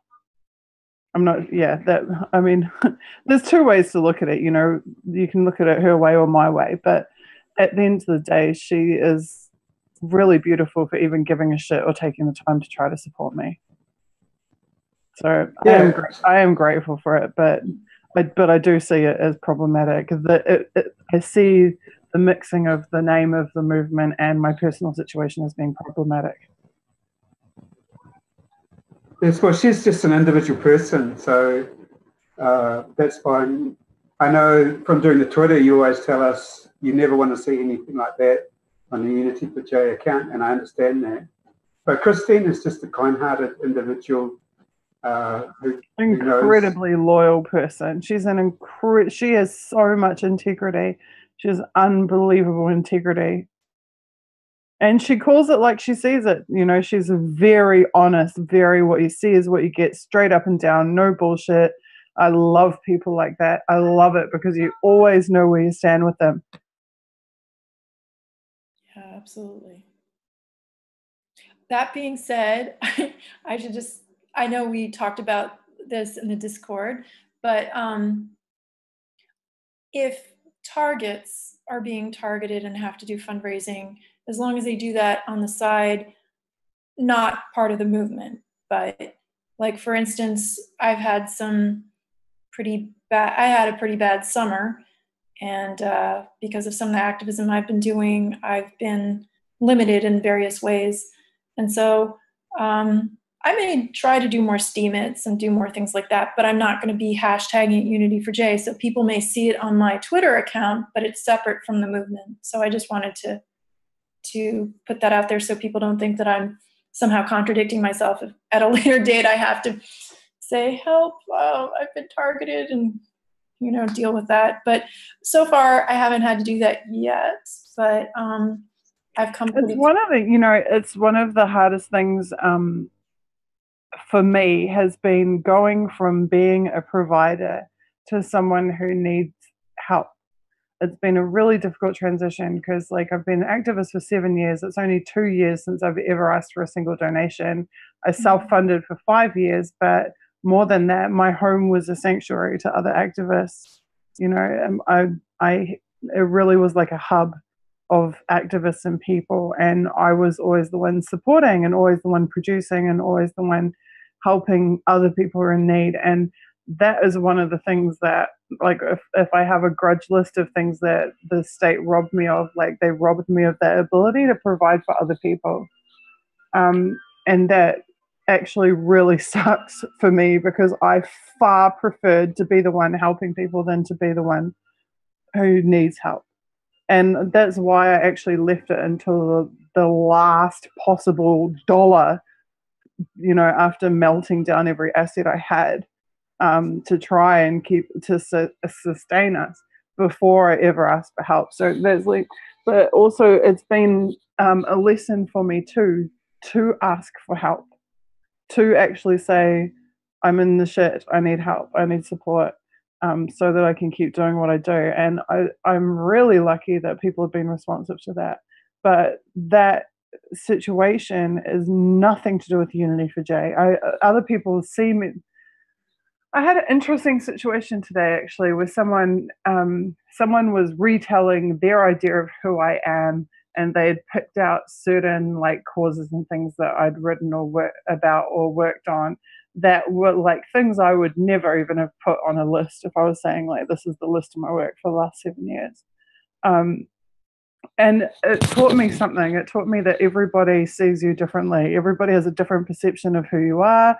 They have different idea of like what the things are about you that are significant, a different priority in terms of how they measure the importance of different things that you've done, and that might have no relation to how you view yourself or how you would recount your own experience. And so that was quite amazing for me, because that was when I realized, like, I guess for Christine, unity for Jay is the hope that support will come, that help will come for Julian. So to her, that is deeply significant, the most significant thing, far more than, you know, me doing anti-TPP work or like GCSP work or anything else. Like for her, unity for Jay is the most significant thing. For me, unity for Jay is just the most recent incarnation of the same work I've been doing for 7 years. So while it's a very important cause, I think defending people is what I do. I've always defended people, and it's just at this time I'm defending Julian. Absolutely. Absolutely. Susie, there's a question in the YouTube chat. It's from Barbara. She says, can we have access to the letter written by Susie for Christian's rally? It is excellent to have it to read at future rallies. Yeah, sure. It was pretty short. I think it was only about 4 paragraphs, but if you want it, go for it. Yeah. I guess I could just share it on my Twitter.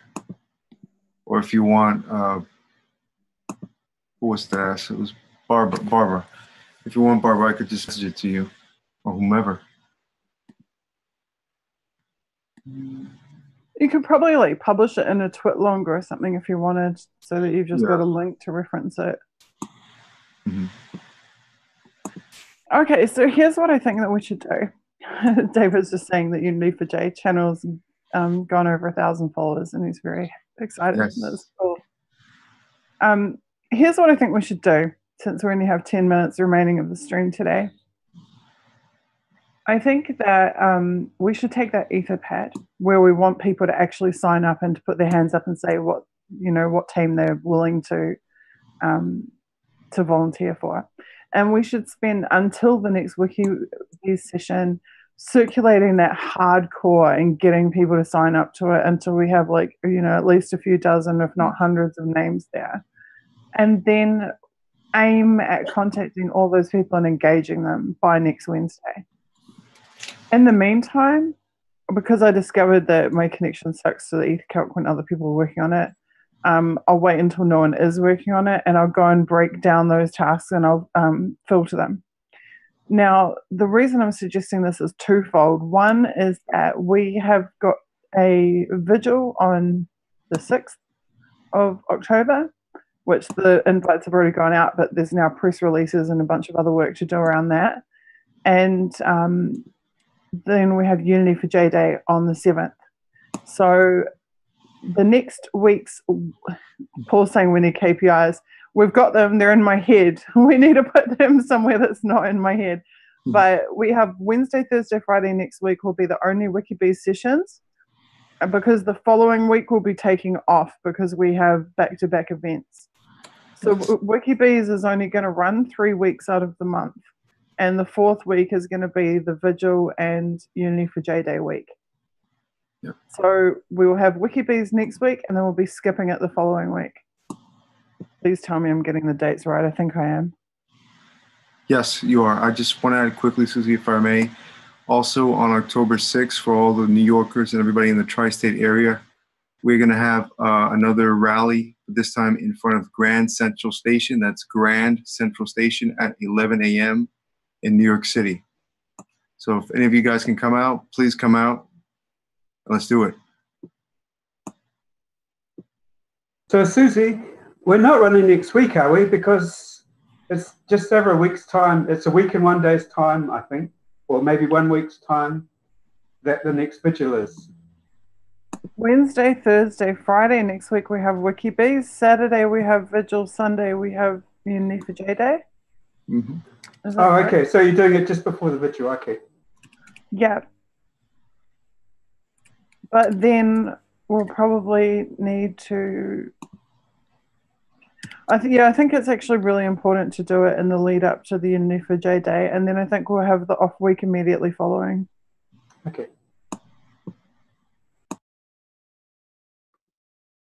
Cool. And also, I think by next Wednesday we'll have a very close to a fully developed website, which is going to be extremely awesome. So Saturday, Sunday, Monday, Tuesday, we will be working in the Discord. And my one request for you guys is that you get people signed up to that Etherpad so that we have commitments from them on which team they want to work on. And my homework will be to turn the movement map spreadsheet into a task list in the EtherCalc. Susie's an active WikiBee. Fortunately, we have lots of active WikiBees, and I'm very grateful to everybody. I know there are a lot of people who've been working to help make this happen, so thank you so much. Yay, WikiBees. Oh, Christian, what day? What day is your event happening at 11 a.m. in New York City?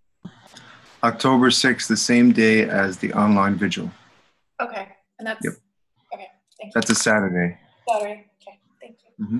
No problem. I just retweeted a meme that Angel Fox had made. Okay. Over to my Twitter account.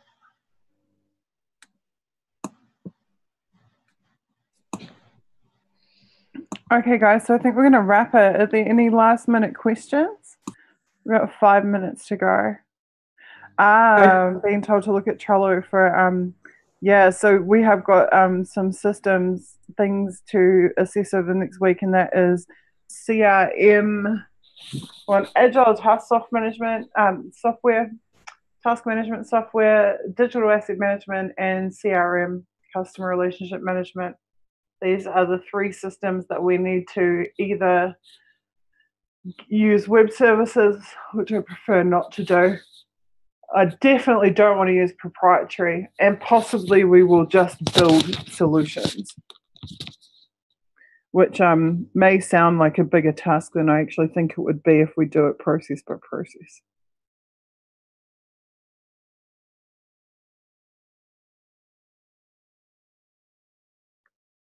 Any questions? Oh, cool. Bagheera is saying any questions regarding EtherCalc or Pad, feel free to DM or tag him, or her. Also, Kitty Hundle knows everything there is to know, I think, mostly about them.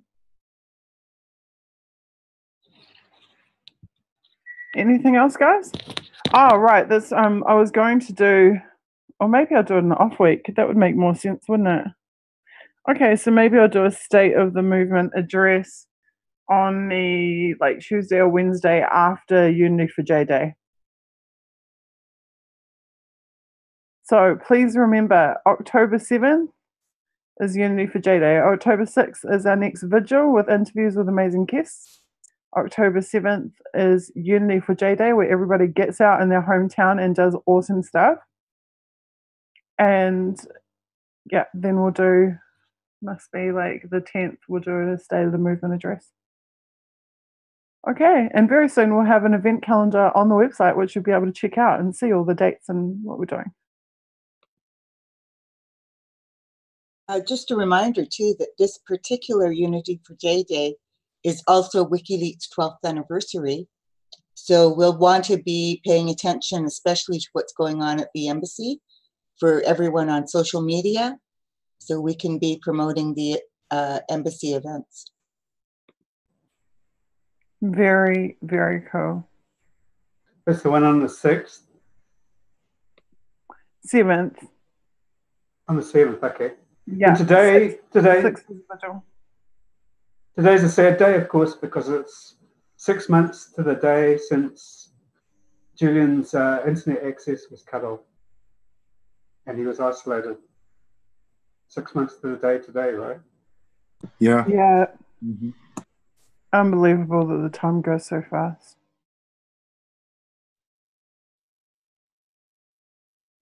Unbelievable.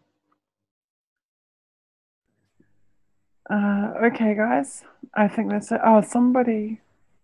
Emma's saying, what about installing share buttons like YouTube does wherever you store the videos? Share buttons, the problem with them is they're, in my experience, they are they're exploitable.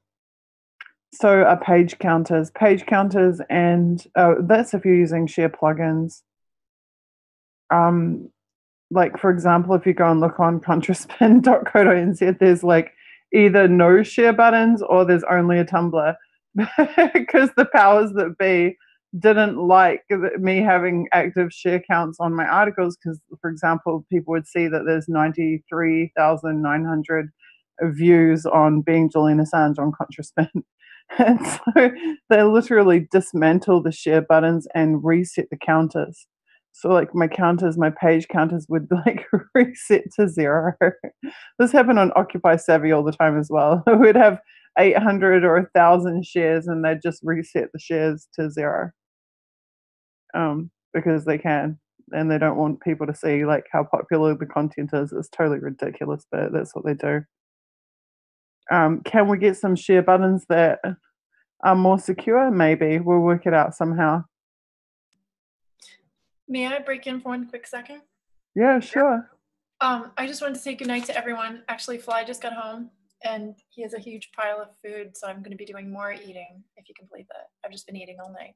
But anyway, he's going to say goodnight, and thanks to everyone. Thanks so much for all of your work. Thank you, Susie. I will be at the next meeting. Hello, everybody. Thank you, guys. Hey. Hi, Fly. Hey, how you doing? Oh, good, thanks. Good, good. Good to see you, Bruce. Good to see you, Christian. Good to see you, Susie. Good to see you, Bon. Good to see you, David. Good to see you, Kitty. Hey, Fly. Good to Hey, hear your Fly. voice. I think we're going to go eat some more. But I thanks you guys for all of your work, and I'll be in Discord and tweeting, and I'll talk to you soon. Take care, guys. Thanks. Have a good night. Thank you All guys right, good so night. much. Good night. And we're finishing exactly on time. I'm so impressed. Okay, good night. Thank you guys for your thoughts and for your ideas and for caring and helping us to make this work. We have still really just begun, but we've done some amazing things and there's a lot more yet to come. Okay, night, everyone. Good night, everybody on YouTube. See Facebook. you next Wednesday. Our number one enemy is ignorance. And I believe that is the number one enemy of everyone, is not understanding what is actually going on in the world. It's only when you start to understand that you can make effective decisions and effective plans. Now, the question is, who is promoting ignorance? Well, those organizations that try to keep things secret, and those organizations which distort true information to make it false or misrepresentative. In this latter category, it is bad media. It really is my opinion that the media in general are so bad, we have to question whether the world wouldn't be better off without them altogether. They're so distortive to how the world actually is, that the result is we see wars and we see corrupt governments continue on. One of the hopeful things that I've discovered is that nearly every war that has started in the past 50 years has been a result of media lies. The media could have stopped it if they had searched deep enough. If they hadn't reprinted government propaganda, they could have stopped it. But what does that mean? Well, that means basically populations don't like wars. And populations have to be fooled into wars. Populations don't willingly, with open eyes, go into a war. So if we have a good media environment, then we'll also have a peaceful environment. Julian Assange, thank you very much. Without axe, you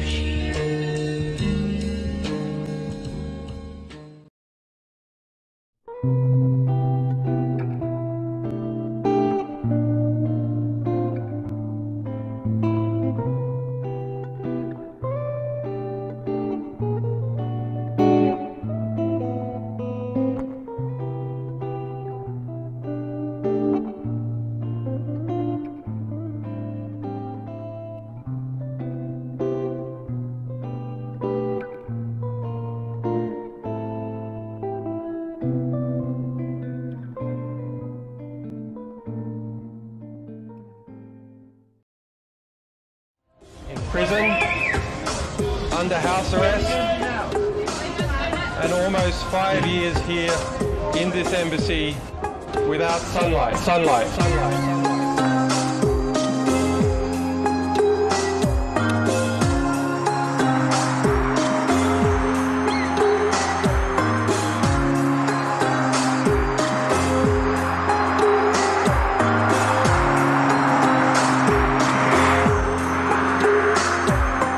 My children grew up without them.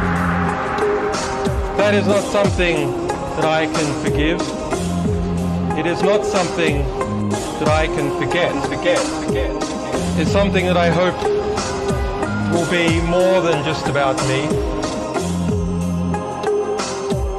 Because the reality is, detention and extradition without charge has become a feature of the European Union.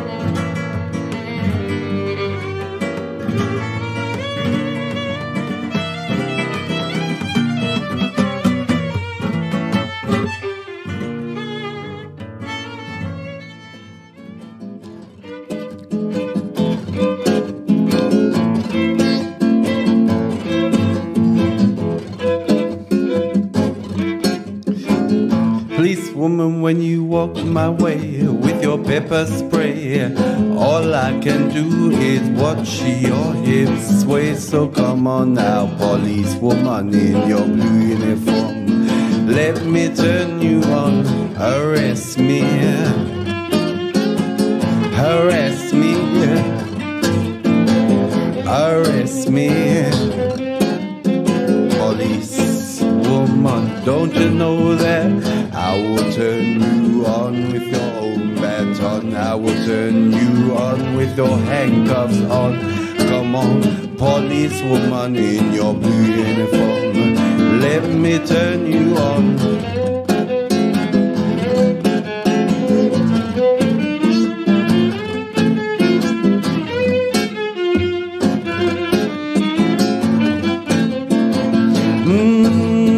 When you walk my way, all I can do is watch your hips sway. When you walk my way, police woman.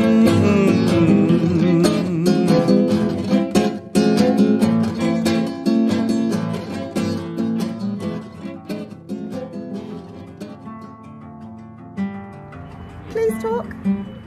Can someone talk to me? Can someone actually just tell me where the US Embassy staff are? No, they're not answering.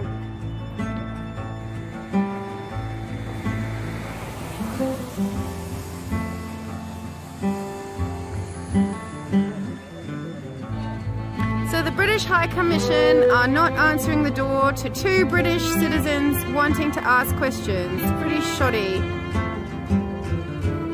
And it's raining now. 3rd venue today.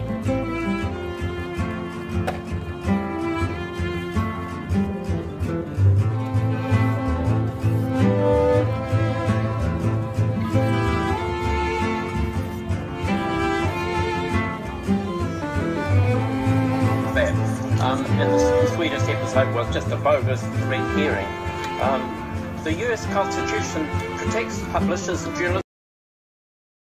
This crime was just to have broken the silence. It provided, shown that we're complicit by failing to speak out against illegal wars and the attacks on this journalist who's actually provided the real truth and the deceit of Western governments. There's no investigative journalism in our lifetime whose equal importance in terms of information he has provided through WikiLeaks. He's called rapacious power to account. He's shown that our governments are supporting 70% of the military, including Saudi Arabia, which has an appalling record in terms of human rights and the treatment of women.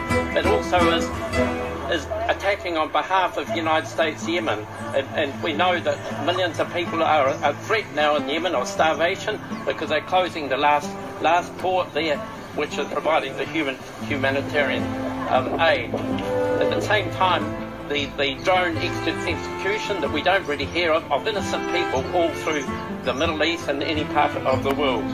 Malcolm Turnbull can remain silent, or he can seize this opportunity and use his government's diplomatic influence to defend the life of an Australian citizen, a really top Australian citizen whose courageous public service is recognised by countless people across the world. He can bring Julian Assange home, and that's what we ask him to do right now. Thank you.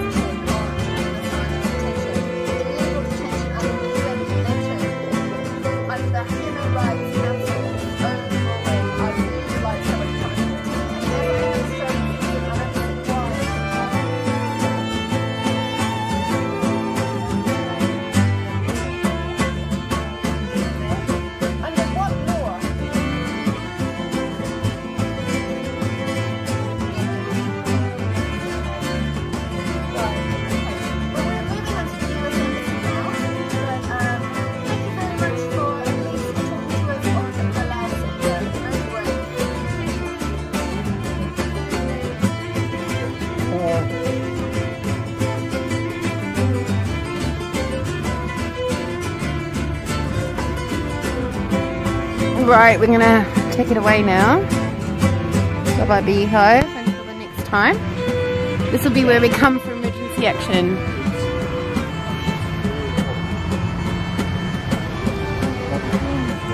There's been a few people walking past today and taking an interest, which is great. It's just what we want. Some people are like, who's Julian? That astounds me really, but anyway. Some people are like, we're with her, and I think those people really need to do some more investigation. But anyway, here we are. Free speech, freedom of press. Not 1984 if we can help it.